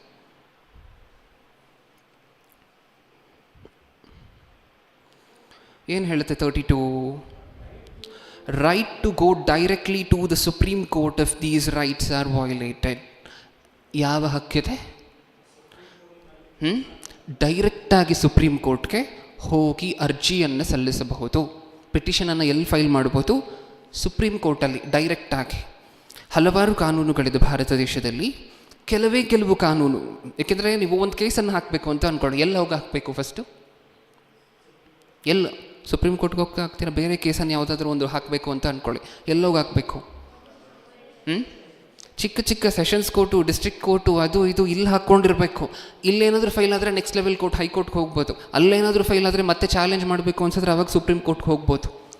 ಎಲ್ಲ ಕೇಸ್ಗಳಿಗೂ ಸಹ ಡೈರೆಕ್ಟಾಗಿ ತೊಗೊಂಡೋಗಿ ನೀವು ಸುಪ್ರೀಂ ಕೋರ್ಟ್ಗೆ ಹಾಕಿದ್ರೆ ಅದು ನಡೆಯೋದಿಲ್ಲ. ಆದರೆ ಈ ಮೂಲಭೂತ ಹಕ್ಕುಗಳನ್ನು ಯಾರಾದರೂ ಮೀರಿದ್ರೆ, ಈ ಮೂಲಭೂತ ಹಕ್ಕುಗಳನ್ನು ನಿಮಗೆ ಯಾರಾದರೂ ಕೊಟ್ಟಿಲ್ಲ ಅಂತ ಹೇಳಿದ್ರೆ, ನಮಗಿರುವಂತಹ ಶಕ್ತಿ, ಅಧಿಕಾರ ಏನು, ಹಕ್ಕೇನು? ಭಾರತ ದೇಶದ ಪ್ರಜೆಯಾಗಿ ಡೈರೆಕ್ಟಾಗಿ ಸುಪ್ರೀಂ ಕೋರ್ಟ್ಗೆ ಹೋಗಬಹುದು. ಬ್ರದರ್, ಇದೆಲ್ಲ ನಡೆಯುತ್ತೆ ಅಂತೀರಾ ಭಾರತ ದೇಶದಲ್ಲಿ? ಸುಪ್ರೀಂ ಕೋರ್ಟ್ಗೆ ನಮ್ಮ ಕೈಯಲ್ಲಿ ಹೋಗ್ಲಿಕ್ಕೆ ಆಗುತ್ತಾ ಬ್ರದರ್? ನಾವು ಬಡಪಾಯಿಗಳು, ಅದು ಇದು ಅಂತ ನಿಮಗೆ ಅನ್ನಿಸ್ಬೋದು. ಇದು ನಮಗೆ ಗೊತ್ತಿರಬೇಕು, ಅದಕ್ಕೋಸ್ಕರ ತಿಳ್ಕೊಳ್ತಿದ್ದೇವೆ. ಏನಕ್ಕೋಸ್ಕರ ಗೊತ್ತಿರಬೇಕು? ಗೊತ್ತಿದ್ರೆ ಏನು ಉಪಯೋಗ ಅಂತ ಮುಂಚೆ ಮಾತಾಡ್ಕೊಂಡಿದ್ವಿ. ಯಾರಾದರೂ ಬಂದು ಮಾತಾಡಿದಾಗ ನೀವೊಬ್ಬ ಜ್ಞಾನಪೂರ್ವಕವಾಗಿರುವಂತಹ ಕ್ರೈಸ್ತನಾಗಿ, ಒಂದು ನಾಲೆಜಬಲ್ ಪ್ರಜೆಯಾಗಿ ನೀವು ಉತ್ತರ ಕೊಡುವಂಥ ರೀತಿ ಬೇರೆ ಆಗಿರುತ್ತೆ. ನೀವು ಅವ್ರಿಗೆ ಹೇಳ್ಬೋದು.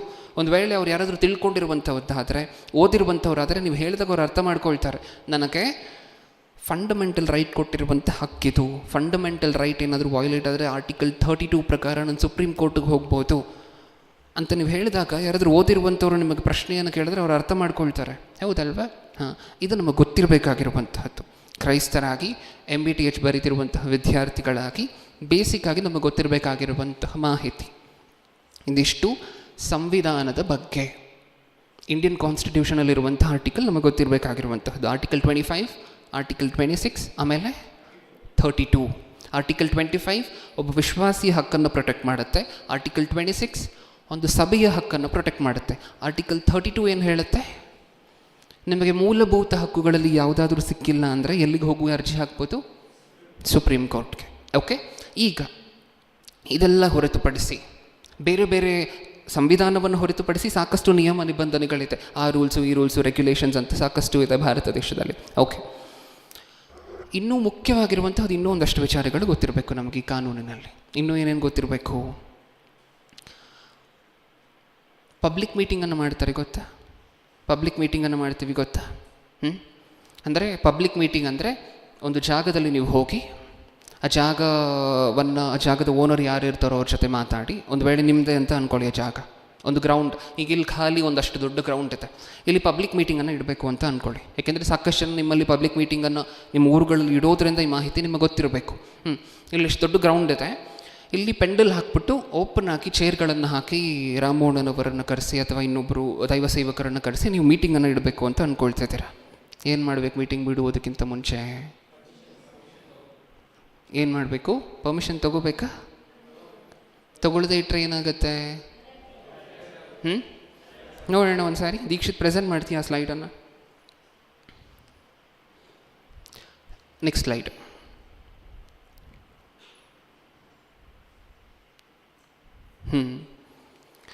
ಏನಂತ ಹೇಳುತ್ತೆ? Public Christian gatherings need permission ತೊಗೊಳ್ಳಲೇಬೇಕು.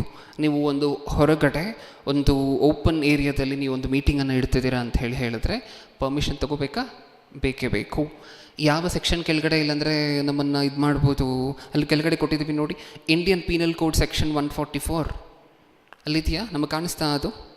Cursor point ಮಾಡು ದೀಕ್ಷಿತ್, ಕಾಣಿಸಿಲ್ಲ ಅಂದರೆ. Indian penal code section 144 assembly restrictions. ಆ ಪೀನಲ್ ಕೋಡ್ನ ಪ್ರಕಾರ ರೆಸ್ಟ್ರಿಕ್ಷನ್ಸ್ ಇದೆ. ಅಂದರೆ ತುಂಬ ಜನ ಒಂದು ಕಡೆ ಸೇರಿದರೆ ಅದಕ್ಕೆ ಪ್ರಯರ್ ಪರ್ಮಿಷನ್ ಇರಲೇಬೇಕು, ಮುಂಚಿತವಾಗಿ ಪರ್ಮಿಷನ್ ತೊಗೊಂಡಿರಬೇಕು. ಸಾಕಷ್ಟು ಜನ ಒಂದು ಕಡೆ ಸೇರಿದ್ರು ಅಂತ ಅಂದ್ಕೊಳ್ಳಿ, ಅಲ್ಲಿ ಗಲಾಟೆ ಎದ್ದೊಳ್ಳುವಂಥ ಸಾಧ್ಯತೆಗಳಿದೆ, ಅಲ್ಲಿ ಗಲಭೆಗಳಾಗುವಂಥ ಸಾಧ್ಯತೆಗಳಿದೆ, ಹಾನಿಯಾಗುವಂಥ ಸಾಧ್ಯತೆಗಳಿದೆ. ಅದಕ್ಕೆ ಗೊತ್ತಿರಬೇಕಲ್ವ ಅಥಾರಿಟೀಸ್ಗೆ. ಓಕೆ, ಇಲ್ಲೊಂದು ಮೀಟಿಂಗ್ ನಡೀತಿದೆ, ಅವರು ಪರ್ಮಿಷನ್ ತೊಗೊಂಡಿದ್ದಾರೆ ಅಂಥೇಳಿ ಅಥಾರಿಟೀಸಿಗೆ ಗೊತ್ತಿರಬೇಕಲ್ವ. ಇಂಡಿಯನ್ ಪೀನಲ್ ಕೋಡ್ ಕೆಳಗಡೆ ಸೆಕ್ಷನ್ 144 ಪ್ರಕಾರ ನಾವು ಪರ್ಮಿಷನನ್ನು ತೊಗೊಳ್ಳಲೇಬೇಕು. ಏನು ಹೇಳುತ್ತೆ ಇಲ್ಲಿ? Proper approvals required. ಯಾರ್ಯಾರು ಪರ್ಮಿಷನ್ ತೊಗೊಳ್ಳುವಂತಹ ಅವಕಾಶ ಇರುತ್ತೆ ನಮಗೆ ಇದಕ್ಕೆ? ಪೊಲೀಸ್ ಅಥವಾ ಡಿಸ್ಟ್ರಿಕ್ಟ್ ಮ್ಯಾಜಿಸ್ಟ್ರೇಟ್, DC ಅಂತ ಏನಿರ್ತಾರಲ್ವ, ಕಲೆಕ್ಟ್ರು, ಅವ್ರ ಪರ್ಮಿಷನ್ ಆದರೂ ಬೇಕಿರುತ್ತೆ. ಅಲ್ಲದನ್ನು ಹೇಳಿರುವಂತಹದ್ದು ಪೊಲೀಸ್ ಅಥವಾ district approval for outdoor Christian events. ಅರ್ಥ ಆಯ್ತಾ? ಮೀಟಿಂಗನ್ನು ಇರಬೇಕಾದ್ರೆ ನೆಕ್ಸ್ಟ್ ಟೈಮ್ ಏನನ್ನು ತಲೆಯಲ್ಲಿ ಇಟ್ಕೊಂಡಿರಬೇಕು? ಪರ್ಮಿಷನ್ ತೊಗೊಂಡೇ ಮೀಟಿಂಗ್ ಇಡಬೇಕು. ಇಲ್ಲಾಂದರೆ ಮೀಟಿಂಗಲ್ಲಿ ಅರ್ಧ ನಿಂತೋದ್ರೆ ಚೆನ್ನಾಗಿರೋದಿಲ್ಲ ಅಲ್ವಾ? ಪೊಲೀಸರು ಬರ್ತಾರೆ, ಏನು ಮಾಡ್ತಾಯಿದ್ದೀರಾ? ಪರ್ಮಿಷನ್ ಇದೆಯಾ? ಲೆಟ್ರ್ ತೋರಿಸಿ ಅಂತಾರೆ. ಇಲ್ಲ ಅಂದರೆ ನಿಲ್ಲಿಸಿ, ಇವಾಗ ಇಲ್ಲಿಗೆ ಸಾಕು ಅಂತಾರೆ. ಹೌದಾ? ಅದಾಗಬಾರ್ದಲ್ವ? ನೀವೊಂದು ಮೀಟಿಂಗನ್ನು ಇಡ್ತಿದ್ದೀರಾ, ಪ್ರೇಯರ್ ಮೀಟಿಂಗನ್ನು ಇಡ್ತಿದ್ದೀರಾ ಅಂತ ಹೇಳಿದ್ರೆ ಪ್ರಾಪರಾಗಿ ಅಪ್ರೂವಲ್ ತೊಗೊಂಡು ಪರ್ಮಿಷನ್ ತೊಗೊಂಡು, ರಿಟರ್ನ್ ಪರ್ಮಿಷನ್. ಎಲ್ಲದಕ್ಕೂ ಎಂಥ ಪರ್ಮಿಷನ್ ಇರಬೇಕು? Return permission. ಆ ಲೆಟ್ರ್ ಇರಬೇಕು ನಿಮ್ಮ ಹತ್ರ. ನಮ್ಮ ಫ್ರೆಂಡೇ ಇಲ್ಲಿ MLA ಹೋಗಿ ಮಾತಾಡಿದೆ, ಬ್ರದರ್ ಒಂದು ಪ್ರೇಯರ್ ಮೀಟಿಂಗನ್ನು ಇಡಬೇಕು ಗ್ರೌಂಡಲ್ಲಿ ಅಂತ ಅಂದ್ಕೊಂಡಿದ್ದೀನಿ ಅಂದಿದ ತಕ್ಷಣ ಅವ್ರು ಇಟ್ಕೋ ಹೋಗಪ್ಪ ಅಷ್ಟು ಸಾಕಾಗೋದಿಲ್ಲ. ಅಷ್ಟು ಸಾಕಾಗೋದಿಲ್ಲ. ನೀವು ಸರಿ MLA ಹೇಳಿದ್ದಾರೆ ಅಂತ ಹೇಳಿ ಆಮೇಲೆ ಕಾಲ್ ಮಾಡಿಸಿ ಪೊಲೀಸರು ಬಂದ ನಂತರ ಎತ್ತ ಥರ ನೋಡಿ ಒಂದು ಸಾರಿ. ಅದಕ್ಕೋಸ್ಕರ ಪರ್ಮಿಷನ್ ಹೆಂಗಿರಬೇಕು?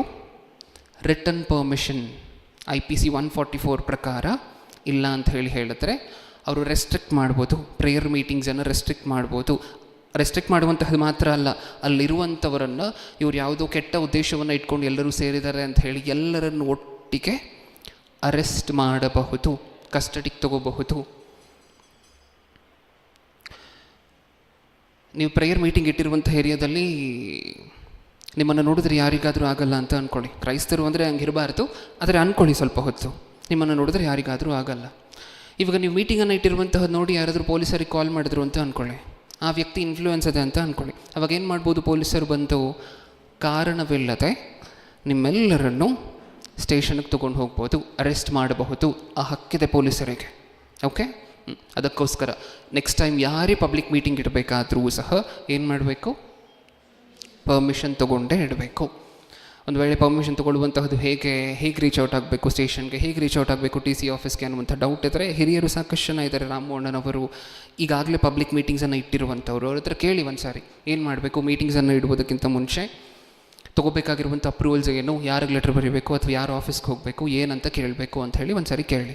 ಓಕೆ, ಇದಿಷ್ಟು ಸಹ ಹೊರಗಡೆ ಔಟ್ಡೋರ್ ಪಬ್ಲಿಕ್ ಮೀಟಿಂಗ್ಸನ್ನು ಇಡಬೇಕಾದ್ರೆ ನಾವು ತಲೆಯಲ್ಲಿ ಇಟ್ಕೋಬೇಕಾಗಿರುವಂತಹ ಮಾಹಿತಿ.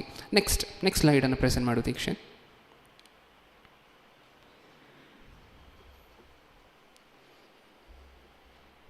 ಇದು ಪ್ರೀವಿಯಸ್ ಸ್ಲೈಡ್ ಅಲ್ವಾ? Next slide.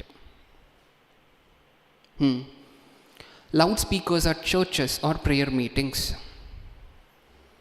ಸ್ಪೀಕರ್ ಇದೆ ಮನೆಯಲ್ಲಿ ಅಂತ ತೊಗೊಂಡೋಗಿ ಹೊರಗಡೆ ಇಟ್ಟು ಜೋರಾಗಿ ಸೌಂಡ್ ಕೊಟ್ಟರೆ ಆಗೋದಿಲ್ಲ. ಏನು ಗೊತ್ತಿರಬೇಕು ನಮಗೆ? ಒಂದು ರೆಗ್ಯುಲೇಷನ್ ಇದೆ ಇದಕ್ಕೆ ಸಂಬಂಧಪಟ್ಟಂತೆ. Noise pollution regulation and control rules 2000 ಇಸ್ವಿಯಲ್ಲಿ ಪಾಸ್ ಆಗಿರುವಂಥ ಈ ರೆಗ್ಯುಲೇಷನ್ ಏನು ಹೇಳುತ್ತೆ? ಡೀಟೇಲ್ ಆಗಿ ರೂಲ್ಸ್ ಹೇಳುತ್ತೆ. ಏನೇನು, ಲೌಡ್ ಸ್ಪೀಕರನ್ನು ಯಾವಾಗ ಇಡ್ಬೋದು ಹೊರಗಡೆ, ಇನ್ನೊಬ್ಬರಿಗೆ ಕೇಳಿಸೋ ರೀತಿ ಯಾವಾಗ ಇಡಬಾರ್ದು, ಹೇಗಿಡಬೇಕು, ಸೌಂಡ್ ಯಾವ ಲೆವೆಲಲ್ಲಿ ಇರಬೇಕು, ಪ್ರತಿಯೊಂದನ್ನು ಡೀಟೇಲ್ ಮಾಡುತ್ತೆ. ಸಾಕಷ್ಟು ಜನಕ್ಕೆ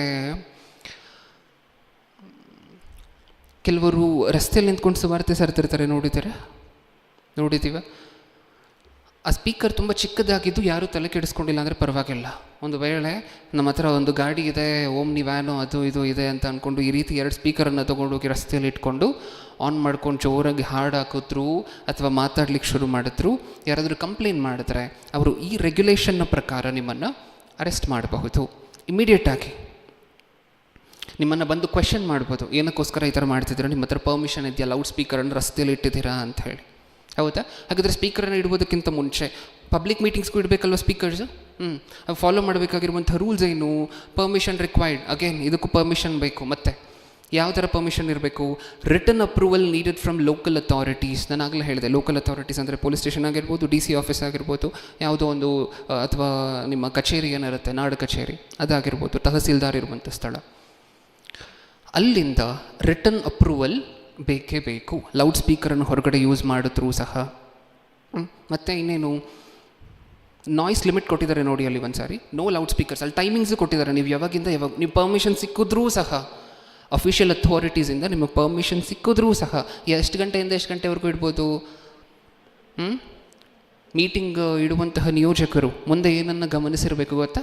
ಮೀಟಿಂಗನ್ನು ಆದಷ್ಟು ಬೇಗ ಶುರು ಮಾಡಿ, ರಾತ್ರಿ ಮೀಟಿಂಗ್ ಇಟ್ಟರೂ ಸಹ ಆದಷ್ಟು ಬೇಗ ಶುರು ಮಾಡಿ ಆದಷ್ಟು ಬೇಗ ಮುಗಿಸಬೇಕು.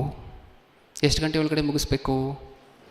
ಮ್ಯಾಕ್ಸಿಮಮ್ 10 ಗಂಟೆ ಒಳಗಡೆ ಮುಗಿಸ್ಬೇಕು. ಇಲ್ಲ ಅಂತ ಹೇಳಿದ್ರೆ ಪೊಲೀಸರು ಬಂದು ಕ್ವೆಶನ್ ಮಾಡಿ ನಮ್ಮ ಮೀಟಿಂಗನ್ನು ಮಧ್ಯದಲ್ಲಿ ಅಬ್ಸ್ಟ್ರಕ್ಟ್ ಮಾಡಬಹುದು.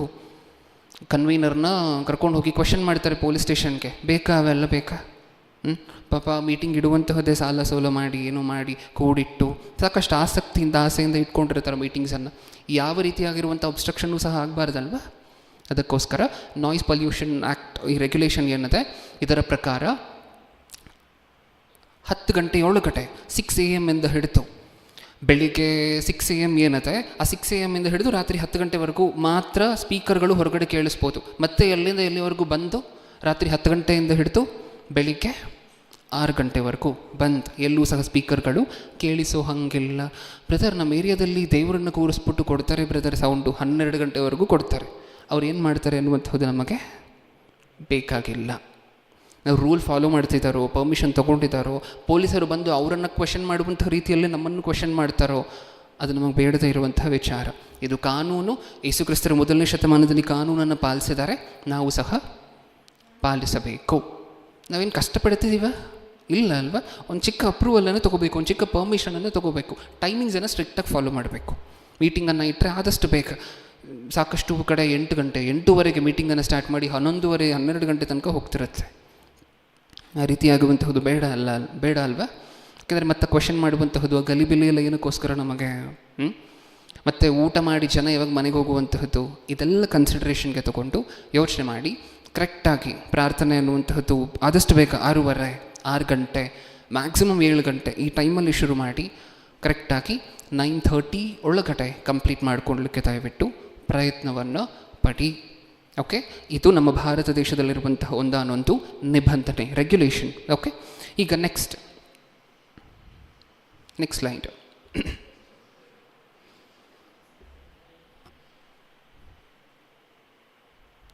ಹೌಸ್ ಪ್ರೇಯರ್ ಮೀಟಿಂಗ್ಸ್ ಅಂತಿದೆ ನೋಡು. ಮನೆಯಲ್ಲಿ ಪ್ರೇಯರ್ ಇಟ್ಕೋಬೋದಾ? ಮನೆಯಲ್ಲಿ ಪ್ರೇಯರ್ ಇಟ್ಕೊಬೋದಾ? ಹೇಳಿ, ನೀವು ಇಟ್ಕೋಬೋದಾ ಬೇಡ? ಇಟ್ಕೊಬೋದಾ ಪ್ರೇಯರ್ ಮನೆಯಲ್ಲಿ? ಹಾಂ, ಆದರೆ ಏನೇನು ಫಾಲೋ ಮಾಡಬೇಕು? ಮನೆಯಲ್ಲಿ ಪರ್ಮಿಷನ್ ಬೇಕಾ ಮನೆಯಲ್ಲಿ ಪ್ರೇಯರ್ ಇಟ್ಕೊಳ್ಲಿಕ್ಕೆ? ಬೇಕಾ? ಮನೆಯಲ್ಲಿ ಪ್ರೇಯರ್ ಇಟ್ಕೊಳ್ಲಿಕ್ಕೆ ಪರ್ಮಿಷನ್, ನೀವು ನಿಮ್ಮ ತಂದೆ ತಾಯಿ ಅಥವಾ ನೀವು ನಿಮ್ಮ ಮಕ್ಕಳು ಕೂತ್ಕೊಂಡು ಪ್ರಾರ್ಥನೆ ಮಾಡ್ತಾರೆ, ಪರ್ಮಿಷನ್ ತೊಗೊಂಡಿದ್ದಾರೆ ಯಾವತ್ತಾದರೂ? ಇಲ್ಲ. ಹಾಗಾದರೆ ಮನೆಯಲ್ಲಿ ಪ್ರೇಯರ್ ಇಟ್ಕೋಬೋದಾ? ಇಟ್ಕೋಬೋದು. ಫಾಲೋ ಮಾಡಬೇಕಾಗಿರುವಂಥ ರೆಗ್ಯುಲೇಷನ್ಸ್ ಏನು? ಇನ್ನೊಬ್ಬರಿಗೆ ಅದರಿಂದ ತೊಂದರೆ ಆಗಬಾರ್ದು. ನಾನಾಗಲೇ ಹೇಳಿದೆ, ಜೋರಾಗಿ ಒಂದು 10 ಜನ ಸೇರಿದ್ರು ಅಂತ ಅಂದ್ಕೊಳ್ಳಿ, ಸಭೆಯವರೆಲ್ಲರೂ ಸಹ ಒಂದು ಮನೆಯಲ್ಲಿ ಜೋರಾಗಿ ಸ್ತುತಿಸಿ ಆರಾಧನೆ ಮಾಡಲಿಕ್ಕೆ ಶುರು ಮಾಡಿದ್ರು. ಅನ್ಯ ಭಾಷೆ ಅದು ಇದು ಎಲ್ಲ ನಡೀತಿದೆ. ಒಂದು ಚಿಕ್ಕ ಬ್ಯಾಂಡೇನೋ ಇತ್ತು ಮನೆಯಲ್ಲಿ, ಅದನ್ನು ತೊಗೊಂಡು ಬಡಿಲಿಕ್ಕೆ ಶುರು ಮಾಡಿದ್ದಾರೆ. ಅಲ್ಲಿ ಮೇಲ್ಗಡೆ ಮನೆಯವ್ರಿಗೆ ನಿದ್ರೆ ಬರ್ತಿಲ್ಲ, ಆ ಕಡೆ ಮನೆಯವ್ರಿಗೆ ಈ ಕಡೆ ಮನೆಯವ್ರಿಗೆ ಯಾರಿಗೂ ನಿದ್ರೆ ಬರ್ತಿಲ್ಲ. ಯಾರಾದರೂ ಪೊಲೀಸರಿಗೆ ಕಾಲ್ ಮಾಡಿದ್ರೆ ಇಮಿಡಿಯೇಟಾಗಿ ಬಂದು ಸೈಲೆಂಟಾಗಿ ಮಲ್ಕೋಬೇಕು ಅಂತ ಪೊಲೀಸರು ವಾರ್ನ್ ಮಾಡುವಂತಹ ಸಾಧ್ಯತೆಗಳಿರುತ್ತೆ. ಹೌದಾ? ಅದಕ್ಕೋಸ್ಕರ ನೀವು ಮನೆಯಲ್ಲಿ ಪ್ರಾರ್ಥನೆಗಳನ್ನು ಇಟ್ಕೋಬೋದು, ಅದಕ್ಕೆ ಅಪ್ರೂವಲ್ ಬೇಕಾಗಿಲ್ಲ. ಆದರೆ ಏನು ಮಾಡಬೇಕು? ನೀವು ಪ್ರಾರ್ಥನೆ ಮಾಡೋದರಿಂದ ಯಾರಿಗೂ ತೊಂದರೆ ಆಗದಂತೆ ನೋಡ್ಕೋಬೇಕು. ನೀವು ಹಾಡು ಹಾಡಿ ಸ್ತುತಿಸ್ಬೋದು ದೇವರನ್ನು, ಆದರೆ ಆ ಹಾಡು ಹಾಡಿ ಸ್ತುತಿಸುವಂತಹದ್ದು ಆ ಕಡೆ ಈ ಕಡೆ ಮನೆಯವರಿಗೆ ತೊಂದರೆಗಳನ್ನು ಉಂಟು ಮಾಡಬಾರ್ದು. ಇಷ್ಟಕ್ಕೂ ಅಕ್ಕಪಕ್ಕದ ಮನೆ, ಮೇಲ್ಗಡೆ ಕೆಳಗಡೆ ಇರುವಂತಹ ಮನೆಗಳು, ಈ ಮನೆಗಳವರ ಜೊತೆ ಒಂದು ಒಳ್ಳೆಯ ಸಂಬಂಧ ಇಟ್ಕೊಳ್ಳುವಂತಹದ್ದು ಇಂಪಾರ್ಟೆಂಟ್. ಹೌದಾ ಇಲ್ವಾ? ಹೌದಾ? ತುಂಬ ಇಂಪಾರ್ಟೆಂಟ್. ಯಾಕೆ? ಫಸ್ಟ್ ವಚನ ಏನು ಓದ್ಕೊಂಡಿದ್ದೀವಿ ಇವತ್ತಿನ ಸಂದೇಶದಲ್ಲಿ ನಾವು? ಮೊಟ್ಟ ಮೊದಲನೇ ವಚನ, ಸಾಧ್ಯವಾದ ಮಟ್ಟಿಗೆ ಎಲ್ಲರ ಜೊತೆ ಸಮಾಧಾನವಾಗಿರಿ. ನಾವು ಒಂದು ವೇಳೆ ನಮ್ಮ ಜೀವನದಲ್ಲಿ ಈ ಕಡೆ ಮನೆಯವ್ರಿಗೆ ನಮ್ಮನ್ನು ನೋಡಿದ್ರೆ ಆಗೋದಿಲ್ಲ, ಆ ಕಡೆ ಮನೆಯವ್ರಿಗೂ ನಮ್ಮನ್ನು ನೋಡಿದ್ರೆ ಆಗೋದಿಲ್ಲ, ಮೇಲ್ಗಡೆ ಮನೆಯವರು ಕೆಳಗಡೆ ಮನೆಯವರು ಯಾವಾಗಲೂ ಬೈತಾನೆ ಇರ್ತಾರೆ ನಾವು ಓಡಾಡಿದ್ರೆ. ಹಿಂಗಿತ್ತು ಪರಿಸ್ಥಿತಿ ಅಂತ ಅಂದ್ಕೊಳ್ಳಿ. ನೀವು ಪ್ರಾರ್ಥನೆ ಮಾಡಬೇಕಾಗಿಲ್ಲ, ಚಿಕ್ಕದಾಗಿ ಮನೇಲಿ ಮಾತಾಡ್ತಿದ್ರು ಅವ್ರು ಪೊಲೀಸವ್ರಿಗೆ ಫೋನ್ ಮಾಡ್ತಾರೆ, ಸೌಂಡ್ ಮಾಡ್ತಿದ್ದಾರೆ ಇವರು ಅಂತ ಹೇಳಿ. ಹೌದಾ? ಅದೇ ಒಳ್ಳೆ ಸಂಬಂಧವನ್ನು ಇಟ್ಕೊಂಡು ನೋಡಿ ಅಕ್ಕಪಕ್ಕದ ಮನೆಯವ್ರ ಜೊತೆ. ಸಂಬಂಧಗಳು ಕೆಟ್ಟು ಹೋಗಬೇಕು ಅಂತ ಹೇಳಿದ್ರೆ ನಾವು ಮಾಡುವಂತಹ ಚಿಕ್ಕ ಚಿಕ್ಕ ತಪ್ಪುಗಳೇ. ಏನು ಚಿಕ್ಕ ಚಿಕ್ಕ ತಪ್ಪುಗಳು? ಅವ್ರೇನು ಅವ್ರ ಮನೇಲಿ ಏನಾದರೂ ಫಂಕ್ಷನ್ ಮಾಡ್ತಾರೆ, ತೊಗೊಂಡು ಬರ್ತಾರೆ ತಟ್ಟೆಯಲ್ಲಿ ಇಟ್ಕೊಂಡು ಬಾಡೂಟವನ್ನು, ನಿಮಗೆ ನಮ್ಮ ಪಕ್ಕದ ಮನೇಲಿದ್ದಾರಲ್ವಾ ಪಾಪ ಕೊಡೋಣ ಅಂತ ಹೇಳಿ ತೊಗೊಂಡು ಬರ್ತಾರೆ. ಆವಾಗ ನಾವು ಡೋರ್ ಓಪನ್ ಮಾಡಿ, ಇಲ್ಲ ಬ್ರದರ್ ನಾವು ಕ್ರೈಸ್ತರು ನಾವು ತಿನ್ನೋದಿಲ್ಲ ಅಂತ ನೀವು ಕ್ಲೋಸ್ ಮಾಡಿದ್ರಿ ಅಂತ ಅಂದ್ಕೊಳ್ಳಿ. ಅಲ್ಲೇ ಶುರು ಆಯಿತು ದ್ವೇಷ. ಹೌದಾ ಇಲ್ವಾ? ಅವರಷ್ಟು ಪ್ರೀತಿಯಾಗಿ ನಮ್ಮ ಅಕ್ಕಪಕ್ಕದ ಮನೆಯವರಿಗೆಲ್ಲ ನಾನು ಇವತ್ತು ಏನಾದರೂ ಊಟವನ್ನು ಕೊಡಬೇಕು ಅಥವಾ ಔತಣವನ್ನು ಕೊಡಬೇಕು ಅಂತ ಪ್ರೀತಿಯಾಗಿ ತೊಗೊಂಡು ಬಂದಾಗ ನಮ್ಮ ಬಾಧ್ಯತೆಯಾಗಿ ನಾವೇನು ಮಾಡ್ಬೋದು? ಇಷ್ಟಕ್ಕೂ ವಿಗ್ರಹಕ್ಕೆ ಒಂದು ವೇಳೆ ಇಟ್ಟದನ್ನು ಪೂಜೆ ಮಾಡಿದ್ರು ಅದರಲ್ಲಿ ಯಾವ ಶಕ್ತಿಯೂ ಇಲ್ಲ ಅಂತ ನಾವು ಸಾಕಷ್ಟು ಸರಿ ಮಾತಾಡ್ಕೊಂಡಿದ್ದೇವೆ. ಬೇಸಿಕ್ಕಾಗಿ ನಮಗಿರಬೇಕಾಗಿರುವಂತಹ ಕರ್ಟಸಿ ಎನ್ನುವ ಸಂದರ್ಭದಲ್ಲಿ ಅವ್ರು ಕೊಟ್ಟಿರುವಂಥ ಆಹಾರ ಪದಾರ್ಥವನ್ನು ತಗೊಳ್ಳುವಂತಹದ್ದು, ಸ್ವೀಕರಿಸುವಂತಹದ್ದು, ಧನ್ಯವಾದ ಹೇಳುವಂತಹದ್ದು. ನಿಮ್ಮ ಹುಡುಗನ ಬರ್ಡೇನ ಹ್ಯಾಪಿ ಬರ್ಡೇ ಹೇಳಿ, ಅಥವಾ ನಿಮ್ಮ ಹುಡುಗನ ಕಳಿಸಿ ನಮ್ಮ ಮನೇಲಿರುವಂತಹದ್ದು ಏನಾದರೂ ಒಂದು ಚಿಕ್ಕ ಗಿಫ್ಟನ್ನು ಕೊಟ್ಟು ಕಳಿಸ್ತೀನಿ, ಏನಾದರೂ ಹೇಳಬೇಕಲ್ವ? ಅದನ್ನು ಬಿಟ್ಟು ಇಲ್ಲ ನಾವು ಕ್ರೈಸ್ತರು ನಾವು ತಿನ್ನೋದಿಲ್ಲ, ಇನ್ನೊಬ್ಬರು ಮನೆ ಆಹಾರ ತಿನ್ನೋದಿಲ್ಲ. ಹೇಳಿದ್ದಾರೆ ಯೇಸು ಕ್ರಿಸ್ತರು ನಮಗೆ ಇನ್ನೊಬ್ಬರು ಮನೆ ಆಹಾರ ತಿನ್ನಬಾರ್ದು ಅಂತ. ಹೋಟ್ಲಲ್ಲಿ ತಿಂತೀವಿ, ರೆಸ್ಟೋರೆಂಟಲ್ಲಿ ತಿಂತೀವಿ, ಎಲ್ಲಿ ಗಾಡಿ ಮೇಲೆ ತಿಂತೀವಿ, ಊಟ ಸಿಕ್ಕಿಲ್ಲ ಅಂದರೆ ಎಲ್ಲಿ ಬೇಕಾದರೂ ತಿಂತೀವಲ್ವ?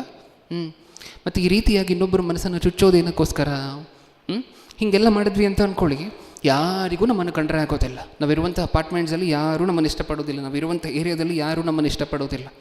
ಎಲ್ಲರೂ ಸಹ ಬೈಕೊಳ್ಳುವಂತಹದ್ದೇ, ಅಬ್ಬಬ್ಬಬ್ಬ ಇವ್ರು ಇದಾರಲ್ವ ಅಂತ ಎಲ್ಲರೂ ಸಹ ಹಿಂದೆ ನಮ್ಮ ಬಗ್ಗೆ ಮಾತಾಡ್ಕೊಳ್ಳುವಂಥವ್ರೆ. ಹಂಗಿರಿ ಅಂತ ಹೇಳಿಕೊಟ್ಟಿಲ್ಲ ಅಲ್ವ ಸತ್ಯವೇದ ನಮಗೆ. ಲೂಕನು ಬರೆದ ಸುವಾರ್ತೆ 2:52 ಯೇಸು ಕ್ರಿಸ್ತರು ಯಾರ್ಯಾರ ದಯೆಯಲ್ಲಿ ಅಭಿವೃದ್ಧಿ ಹೊಂದುತ್ತಿದ್ರು ಅಂತ ನಾವು ನೋಡಿದ್ವಿ. ಮನುಷ್ಯರ ದಯೆಯಲ್ಲೂ ದೇವರ ದಯೆಯಲ್ಲೂ. ದೇವರ ದಯೆ ಜೊತೆಗೆ ಯಾರ ದಯೆಯೂ ಇತ್ತು ಅವರ ಮೇಲೆ? ಮನುಷ್ಯರ ದಯೆ. ಆ ಮನುಷ್ಯರಲ್ಲಿ ಯಾರ್ಯಾರು ಬರ್ತಾರೆ? ಪಕ್ಕದ ಮನೆಯವರು, ಎದುರು ಮನೆಯವರು. ಹಾಗಾದರೆ ಯೇಸು ಕ್ರಿಸ್ತರು ತನ್ನ ಬಾಲ್ಯ ದಿನಗಳಲ್ಲಿ, ತನ್ನ ಟೀನೇಜಲ್ಲಿ ಹೇಗಿದ್ರು ಅಂತ ನಮ್ಗೆ ಅರ್ಥ ಆಗ್ತದೆ. ಒಂದು ಸರಿ ಯೋಚನೆ ಮಾಡಿ ನೋಡಿ, ಯೇಸು ಕ್ರಿಸ್ತರು ಹೇಗಿದ್ರು ತನ್ನ ಬಾಲ್ಯ ದಿನಗಳಲ್ಲಿ, ಟೀನೇಜಲ್ಲೆಲ್ಲ? ಸುತ್ತ ಇರುವಂಥ ಎಲ್ಲ ಮನೆಯವರು ಯೇಸು ಕ್ರಿಸ್ತರನ್ನು ನೋಡಿ ಇಷ್ಟಪಡ್ತಿದ್ರ? ಅಪ್ಪ ಹುಡುಗ ಅಂದರೆ ಆ ಥರ ಇರಬೇಕು ಅಂತ ನೋಡಿ ಸಾಕಷ್ಟು ಜನ ಅವ್ರ ಮನೇಲಿರುವಂತಹ ಮಕ್ಳಿಗೆ ಬೈತಿದ್ರ? ಹೌದು. ಏಕೆಂದರೆ ಎಲ್ಲರಿಗೂ ಯೇಸು ಕ್ರಿಸ್ತರು ಅಂದರೆ ಆ ವಯಸ್ಸಿನಲ್ಲಿ ಇಷ್ಟ. ಹಂಗಿರಬೇಕು ಇದ್ದರೂ ನಾವು ಸಹ, ಹೌದಲ್ವ? ಎಲ್ಲರೂ ಸಹ ನಮ್ಮನ್ನು ಗೌರವಿಸಬೇಕು, ಎಲ್ಲರೂ ಸಹ ನಮಗೆ ಮರ್ಯಾದೆ ಕೊಟ್ಟು ನಡಿಬೇಕು, ನಾವು ಸಹ ಎಲ್ಲರಿಗೂ ಮರ್ಯಾದೆ ಕೊಟ್ಟು ನಡಿಬೇಕು, ಹೌದಲ್ವ? ಅದನ್ನೇ ಸತ್ಯವೇದನು ನಮಗೆ ಹೇಳ್ಕೊಡುವಂತಹದ್ದು. ನಾವು ಅದನ್ನು ಹೊರತುಪಡಿಸಿ ಎಲ್ಲರ ಜೊತೆನೂ ಕಲಹಗಳು, ಎಲ್ಲರ ಜೊತೆನೂ ವಿವಾದಗಳನ್ನು ಇಟ್ಕೊಂಡ್ವಿ ಅಂತ ಅಂದ್ಕೊಳ್ಳಿ. ನಮ್ಮನ್ನು ನೋಡಿ ಯಾರೂ ಇಷ್ಟಪಡೋದಿಲ್ಲ, ನಮ್ಮನ್ನು ನೋಡಿ ಎಲ್ಲರೂ ಬೈಕೊಡುವಂಥವರೇ, ಚಾನ್ಸ್ ಸಿಕ್ಕಿದ್ರೆ ಸಾಕು ಪೊಲೀಸರಿಗೆ ಫೋನ್ ಮಾಡಿಬಿಡೋಣ ಅಂತ ಅಂದ್ಕೊಳ್ಳುವಂಥವರೇ. ನೀವೊಂದು ಚಿಕ್ಕದಾಗಿ ಒಂದು ಪ್ರಾರ್ಥನೆ ಕೂಟವನ್ನು ಇಟ್ಕೊಂಡಿದ್ದೀರಾ ಅಂತ ಅಂದ್ಕೊಳ್ಳಿ ಮನೆಯಲ್ಲಿ. ಇಮ್ಮಿಡಿಯೇಟಾಗಿ ಪೊಲೀಸರು ಬರ್ತಾರೆ, ಏನದು ಸೌಂಡು ಅದು ಇದು ಅಂತ ಬಂದರು ಅಂತ ಅಂದ್ಕೊಳ್ಳಿ. ಬಂದರೆ ನಿಮ್ಮ ಒಂದು ವೇಳೆ ನೀವು ಒಳ್ಳೆಯ ಸಂಬಂಧವನ್ನು ನಿಮ್ಮ ಅಕ್ಕಪಕ್ಕದ ಮನೆಯವ್ರ ಜೊತೆ ಇಟ್ಕೊಂಡಿದ್ರೆ ನಿಮ್ಮ ಪ್ರೊಟೆಕ್ಷನ್ಗೆ ಯಾರು ಬರ್ತಾರೆ ಗೊತ್ತಾ? ನಾಳೆ ಯಾರು ಬರ್ತಾರೆ ಗೊತ್ತಾ? ಸುತ್ತ ಇರುವಂತಹ ನೈಬರ್ಸ್, ಸುತ್ತ ಇರುವಂತಹ ನೆರೆಯವರು ಬಂದು ಸಪೋರ್ಟ್ ಮಾಡ್ತಾರೆ. ನಮಗೇನು ತೊಂದರೆ ಆಗ್ತಿಲ್ಲ, ಅವ್ರು ಪ್ರಾರ್ಥನೆ ಮಾಡ್ಕೊಳ್ತಾರೆ, ನಮಗೆ ಗೊತ್ತು ಪ್ರತಿದಿನ ಪ್ರಾರ್ಥನೆ ಮಾಡ್ಕೊಳ್ತಾರೆ, ಆದರೆ ಸ್ವಲ್ಪನೂ ಸೌಂಡ್ ಹೊರಗಡೆ ಬರೋದಿಲ್ಲ. ಬಂದರೂ ನಮಗೇನು ತೊಂದರೆ ಇಲ್ಲ, ಅವ್ರು ಒಳ್ಳೆ ಜನ ಅಂತಾರೆ. ನಿಜನಾ? ಅದೇ ನಾವು ಸಂಬಂಧಗಳನ್ನು ಕೆಡಿಸ್ಕೊಂಡ್ವಿ ಅಂತ ಅಂದ್ಕೊಳ್ಳಿ ಅವ್ರ ಜೊತೆ. ವಿಚಿತ್ರವಾಗಿರುತ್ತೆ. ಪೊಲೀಸರನ್ನು ಕೇಳಬೇಕಾಗಿಲ್ಲ, ಯಾವಾಗಲೂ ಹಾಗೆ ಬ್ರದರ್ ಅವರು, ಯಾವಾಗಲೂ ಹಾಗೆ ಸರ್ ಅವ್ರು ಕರ್ಕೊಂಡೋಗಿ ಅಂತಾರೆ. ಬೇಕಾ ನಮಗದು? ಬೇಡ ಅಲ್ವಾ? ಅದಕ್ಕೆ ಒಳ್ಳೆ ಸಂಬಂಧಗಳನ್ನು ಮೇಂಟೈನ್ ಮಾಡೋಣ. ನಾವು ಸಂಬಂಧವನ್ನು ಮೇಂಟೈನ್ ಮಾಡಬೇಕಾದ್ರೆ ಮಾಡಬೇಕಾಗಿರುವಂತಹದ್ದು ಏನೂ ಅಲ್ಲ. ಏನು ಮಾಡಬೇಕು? ಹಣ ಕೊಡಬೇಕು ಅವರಿಗೆ. ಏನು ಮಾಡಬೇಕು? ಸಮಾಧಾನದಿಂದ ಇರಬೇಕಷ್ಟೆ. ಅವ್ರನ್ನ ನೋಡಿದ್ರೆ ಏನೋ ಒಂದು ಸ್ವಲ್ಪ ಅವರು ಒಂದು ವೇಳೆ ಮಾತಾಡಿಸ್ಲಿಕ್ಕೆ ಬಂದರೆ ಅವ್ರ ಮನಸ್ಸು ಚುಚ್ಚದೇ ಇರೋ ಹಾಗೆ, ಅವ್ರು ಊಟ ಕೊಟ್ಟರೆ ಮತ್ತೆ ಅದನ್ನು ತಿರಸ್ಕಾರ ಮಾಡುವಂತಹ ಕೆಲಸಗಳು, ಈ ರೀತಿಯಾಗಿರುವಂಥ ಕೆಲಸಗಳು ಮಾಡಬಾರ್ದು. ಓಕೆ? ಒಂದು ವೇಳೆ ನೀವು ಅವ್ರ ಮನೆಗೆ ಊಟಕ್ಕೆ ಹೋದ್ರಿ ಅಂತ ಅಂದ್ಕೊಳ್ಳಿ. ಈಗ ಅವರು ಬಾಳಿಗೆಲ್ಲ ಇಟ್ಟು ಎಲ್ಲ ಬಡಿಸ್ತಿರ್ತಾರೆ ಎಲ್ಲರಿಗೂ ಸಹ. ನಾವು ಪ್ರಾರ್ಥನೆ ಮಾಡ್ತೀವಿ. ಹೆಂಗೆ ಪ್ರಾರ್ಥನೆ ಮಾಡ್ತೀವಿ? ಮನಸ್ಸಲ್ಲ, ಜೋರಾಗಿ. ಏನಂತ ಪ್ರಾರ್ಥನೆ ಮಾಡ್ತೀವಿ? ಸಾಕಷ್ಟು ಜನರಿಗಿರುತ್ತೆ ಈ ಅಭ್ಯಾಸ. ಏನಂತ ಪ್ರಾರ್ಥನೆ ಮಾಡ್ತೀವಿ?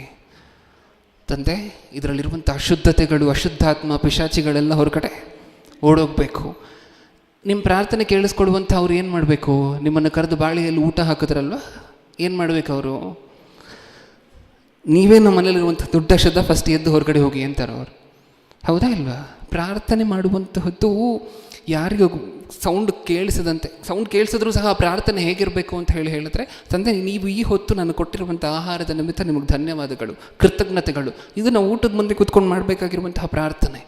ನಾವು ಮಾಡ್ತಿರುವಂಥದ್ದು ಏನಂತ? ಅಶುದ್ಧತೆಗಳು, ಅದು ಇದು ಎಲ್ಲ ಸಹ ಇವತ್ತೇ ಟಚ್ ಹೋಗಲಿ. ಇದೆಲ್ಲ ಬೇಡ ಅಲ್ಲ. ನೀವು ಇನ್ನೊಬ್ಬರ ಮನಸ್ಸನ್ನು ನೋಯಿಸಿದ್ರೆ, ನಿಮ್ಮ ನೆರೆಯವರ ಮನಸ್ಸನ್ನು ನೋಯಿಸಿದ್ರೆ, ಅವರು ಕಾರಣವಿಲ್ಲದೇನೆ ನಿಮ್ಮನ್ನು ಹಿಡೀಲಿಕ್ಕೆ ಪ್ರಯತ್ನ ಮಾಡ್ತಾರೆ. ಓಕೆ? ಕ್ರೈಸ್ತರಾಗಿ ನಮಗೆ ಗೊತ್ತಿರಬೇಕಾಗಿರುವಂತಹ ಕಾನೂನಿನ ಜೊತೆ ನಮಗೆ ಹೇಳ್ಕೊಟ್ಟಿರುವಂಥ ಫಾರ್ಮುಲಾಸ್, ಸೂತ್ರಗಳು, ಇದೆಲ್ಲವೂ ಸತ್ಯವೇದ. ಹೌದಲ್ವ? ಪ್ರಪ್ರಥಮವಾಗಿ ನಮಗಿರುವಂಥ ಸಂವಿಧಾನದ ಹಕ್ಕುಗಳನ್ನು ನೋಡಿದ್ವಿ. ಸಂವಿಧಾನದ ಹಕ್ಕು ಅಗ್ರವೇಟ್ ಆದರೆ ಎಲ್ಲಿಗೆ ಹೋಗ್ಬೋದು, ಯಾರನ್ನ ರೀಚ್ ಔಟ್ ಆಗಬೇಕು ಅಂತ ಹೇಳಿ ನೋಡಿದ್ವಿ. ಅದಾದ ನಂತರ ಪಬ್ಲಿಕ್ ಮೀಟಿಂಗ್ಸನ್ನು ಹೊರಗಡೆ ಇಡಬೇಕು ಅಂತ ಹೇಳಿದ್ರೆ ನಮ್ಮ ಹತ್ರ ಇರಬೇಕಾಗಿರುವಂಥ ಅಪ್ರೂವಲ್ಸ್ ಏನು, ನಾವು ಫಾಲೋ ಮಾಡಬೇಕಾಗಿರುವಂಥ ರೂಲ್ಸ್ ಏನು ಅಂತ ಹೇಳಿ ನೋಡಿದ್ವಿ. ಅದಾದ ನಂತರ ಈಗೇನು ನೋಡ್ತಿದ್ದೀವಿ? ಮನೆಯಲ್ಲಿ ಪ್ರಾರ್ಥನೆಗಳನ್ನು ಸಂತೋಷವಾಗಿ ನೀವು ಇಟ್ಕೊಳ್ಬಹುದು. ಆದರೆ ಪ್ರಾರ್ಥನೆಗಳನ್ನು ಇಟ್ಕೊಂಡಾಗ ನಾವು ಫಾಲೋ ಮಾಡಬೇಕಾಗಿರುವಂಥದ್ದಿಷ್ಟೇ, ಏನು? ಇನ್ನೊಬ್ಬರನ್ನು ಡಿಸ್ಟರ್ಬ್ ಮಾಡಬಾರ್ದು. ಈ ಕ್ಯಾರಲ್ ಸರ್ವಿಸ್ ಎಲ್ಲ ಇದೆಯಲ್ವ? ಕ್ಯಾರಲ್ಸ್ ನಿಮಗೇನು ಅನಿಸುತ್ತೆ ಕ್ಯಾರಲ್ ಸರ್ವಿಸನ್ನು ನೋಡಿದಾಗ? ಕ್ಯಾರಲ್ ಸರ್ವಿಸನ್ನು ನೋಡಿದಾಗ ನಿಮಗೇನು ಅನಿಸುತ್ತೆ? ಕಿರಿಕಿರಿ ಆಗುತ್ತೆ ಅನಿಸುತ್ತಾ? ಕ್ಯಾರಲ್ ಸರ್ವಿಸನ್ನು ಇನ್ನೊಂದು ಥರನೂ ಮಾಡ್ಬೋದು ಅಂತ ನಿಮಗನ್ಸುತ್ತಾ? ಸ್ವಲ್ಪ ಸೌಂಡ್ ಕಮ್ಮಿ ಕೊಟ್ಟು ಟೈಮ್ ಒಳಗಡೆ ಹೋಗಿ. ಏಕೆಂದರೆ ನೀವು ನೋಡುವಂಥ ಕ್ಯಾರಲ್ ಸರ್ವಿಸ್ ಎಲ್ಲ 11:30, 12 ಗಂಟೆ. ನಿಜನಾ? ಸ್ವಲ್ಪ ಮುಂಚಿತವಾಗಿ ಮುಗಿಸಿ, 9 ಗಂಟೆ 9:15 ಒಳಗಡೆ ಮುಗಿಸಿ. ಸ್ವಲ್ಪ ಸೌಂಡ್ ಕಡಿಮೆ ಮಾಡಿ. ಯಾಕೆಂದರೆ ಅದು ಮನೆ, ಅವೆಲ್ಲವೂ ರೆಸಿಡೆನ್ಷಿಯಲ್ ಏರಿಯಾಸ್, ಅಲ್ಲಿ ಡೆಸಿಬಲ್ಸು ಇದೆ ಗೊತ್ತಾ ನಿಮಗೆ? ದೀಕ್ಷಿತ್ ಸ್ಕ್ರೀನ್ ಪ್ರೆಸೆಂಟ್ ಮಾಡು ಆ ನಾಯ್ಸ್ ಪೊಲ್ಯೂಷನ್ ಇದನ್ನು. ಅಲ್ಲಿ ಡೆಸಿಬಲ್ಸ್ ಇದೆ. ಸೌಂಡು ಎಷ್ಟು ಹೊರಗಡೆ ಬರಬೇಕು ಅನ್ನುವಂತಹದ್ದು ಸಹ ರೆಸ್ಟ್ರಿಕ್ಷನ್ಸ್ ಇದೆ ಗೊತ್ತಾ ನಮಗೆ? ನಾಟ್ ಅಬೌವ್ 75 ಡೆಸಿಬಲ್ಸ್ ಪ್ರೆಸೆಂಟ್ ಸಿಗ್ತಾ? ಓಕೆ. ಅಲ್ಲಿ ಲಾಸ್ಟ್ ಸೆಂಟೆನ್ಸಲ್ಲಿ ನಾಯ್ಸ್ ಲಿಮಿಟ್ ಅಂತ ಹೇಳಿ ಹೈಫನ್ ಹಾಕಿ ಕೆಳಗಡೆ ಒಂದು ಸೆಂಟೆನ್ಸನ್ನು ಮೆನ್ಷನ್ ಮಾಡಿದ್ದಾರೆ ನೋಡಿ. Not above 75 decibels or 10 decibels over ambient level. ಅಂದರೆ ನೀವು ಲೌಡ್ ಸ್ಪೀಕರ್ ಇಟ್ಟ ನಂತರ ಅದರಿಂದ ಎಷ್ಟು ಸೌಂಡ್ ಹೊರಗಡೆ ಬರಬೇಕು ಅನ್ನುವುದಕ್ಕೂ ಸಹ ರೂಲ್ಸ್ ಇದೆ. ನೀವು ಎಷ್ಟು ಬೇಕಾದರೂ ಸೌಂಡ್ ಕೊಡುವಂತಹದ್ದು ಹಂಗಿರಬಾರ್ದು. ಯಾರಿಗೂ ಡಿಸ್ಟರ್ಬ್ ಆಗೋದಂತೆ, ಕೇಳಿಸ್ಬೇಕು ಅಂತ ಅಂದ್ಕೊಂಡಂಥವ್ರಿಗೆ ಮಾತ್ರ ಕೇಳಿಸ್ಬೇಕಾ ಸೌಂಡು. ಹೌದಾ? ನೀವೊಂದು ಪಬ್ಲಿಕ್ ಮೀಟಿಂಗನ್ನು ಇಟ್ಟಿದ್ದೀರಾ. ಆ ಪಬ್ಲಿಕ್ ಮೀಟಿಂಗಲ್ಲಿ ಎಷ್ಟು ಸೌಂಡ್ ಕೊಡ್ಬೋದು? ಎಷ್ಟು ಜನ ಬಂದಿದ್ದಾರೋ ಅಷ್ಟು ಜನರಿಗೂ ಕೇಳಿಸಿ. ಇನ್ನೂ ಇಲ್ಲಿ ಏನೋ ಒಂದು ನಡೀತಿದೆ ಚಿಕ್ಕದಾಗಿ ಅಂತ ದೂರ ಇರೋ ಒಂದು ಮನೆ ಇದ್ರೆ, ಒಂದು ವೇಳೆ ಯಾರ್ದಾದ್ರೂ ಮನೆಗಳಿದ್ರೆ ಅವ್ರಿಗೆ ಕೇಳಿಸ್ಬೇಕು. ಅವ್ರು ಮೀಟಿಂಗ್ ಇದ್ದರೆ ಮೀಟಿಂಗ್ ಇದೆ ಅಂತ ಗುರುತಿಸಿ ಬರ್ತಾರೆ. ಅಷ್ಟು ಸೌಂಡ್ ಕೊಡಬೇಕು. ನಾವು ಹಂಗೆ ಕೊಡ್ತೀವ? ಇದೆಲ್ಲವೂ ಸಹ ನಾವು ನೆನಪಲ್ಲಿ ಇಟ್ಕೊಬೇಕಾಗಿರುವಂತಹ ವಿಚಾರಗಳು. ಇದನ್ನು ಹೊರತುಪಡಿಸಿ ಇನ್ನೊಂದು ರೆಗ್ಯುಲೇಷನ್ ಇದೆ. ಏನು? ಒಂದು ವೇಳೆ ನಾವು ರಸ್ತೆಯಲ್ಲಿ ಮೀಟಿಂಗ್ ಇಟ್ಟರೆ ಈ ರೀತಿಯಾಗಿರುವಂತಹ ಖಾಲಿ ಗ್ರೌಂಡಲ್ಲಿ ಮೀಟಿಂಗ್ ಇಡುವಂತಹದ್ದು ಬೇರೆ. ಆದರೆ ರಸ್ತೆಯಲ್ಲಿ ಮೀಟಿಂಗ್ ಇದ್ದರೆ ಅದಕ್ಕೂ ಸಹ ರೆಗ್ಯುಲೇಷನ್ಸ್ ಇದೆ. ರೂಲ್ಸ್ ಏನು ಹೇಳುತ್ತೆ ಅಂತ ಹೇಳಿದ್ರೆ, ನಾವು ರೋಡನ್ನು ಯಾವ ಕಾರಣಕ್ಕೂ ಸಹ ಬ್ಲಾಕ್ ಮಾಡೋ ಹಾಗಿಲ್ಲ. ಆ ಎರಡು ಕಡೆ ಸಬ್ ಡಿವಿಷನ್ ಇರುವಂತಹ ಒಂದು ಇಮೇಜ್ ಇತ್ತು ನೋಡು ದೀಕ್ಷಿತ್, ಅದನ್ನು ಪ್ರೆಸೆಂಟ್ ಮಾಡು. ಅದೇ ಫಸ್ಟ್ ಹಾಕಿದಲ್ವ?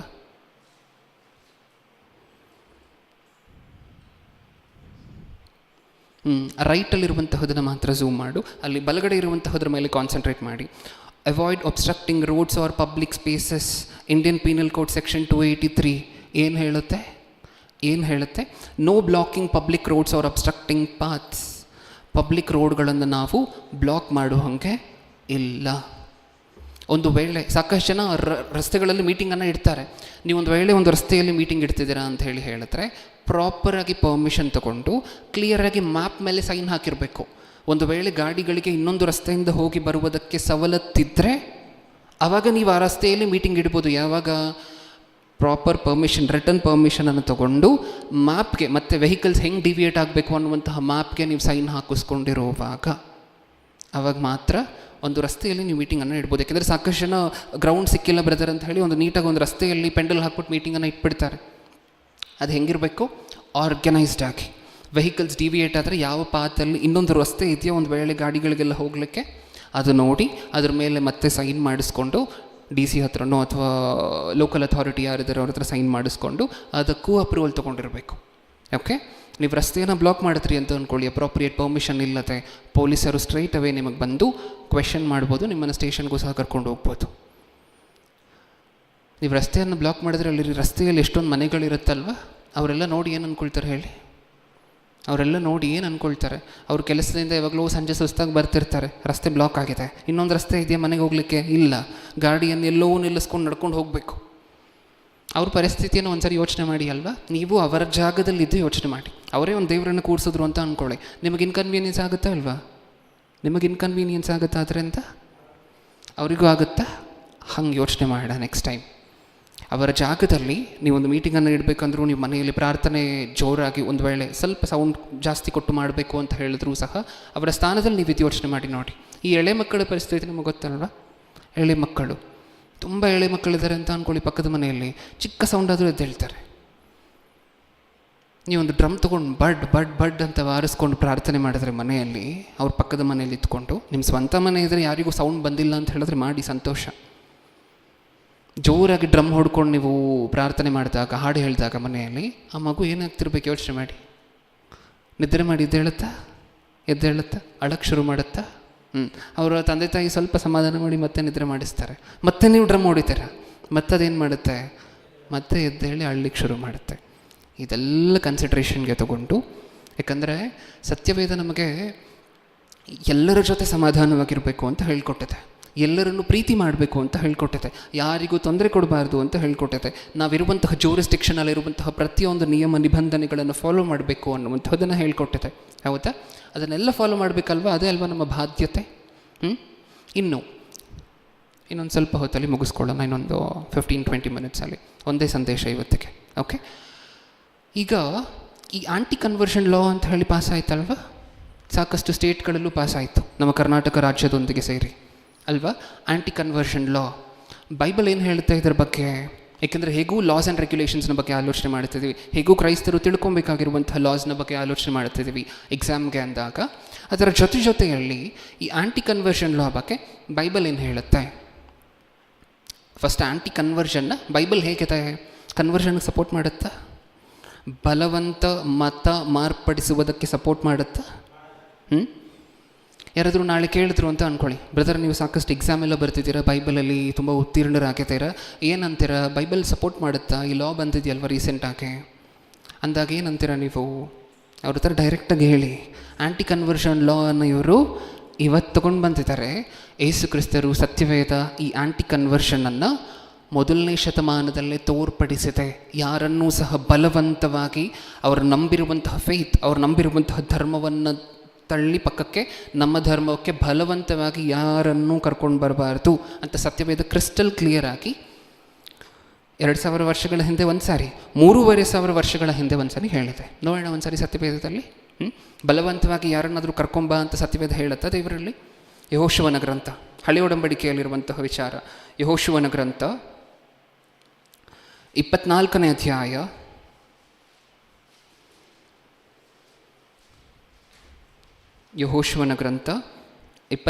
ಅಧ್ಯಾಯ 15ನೇ ವಚನ.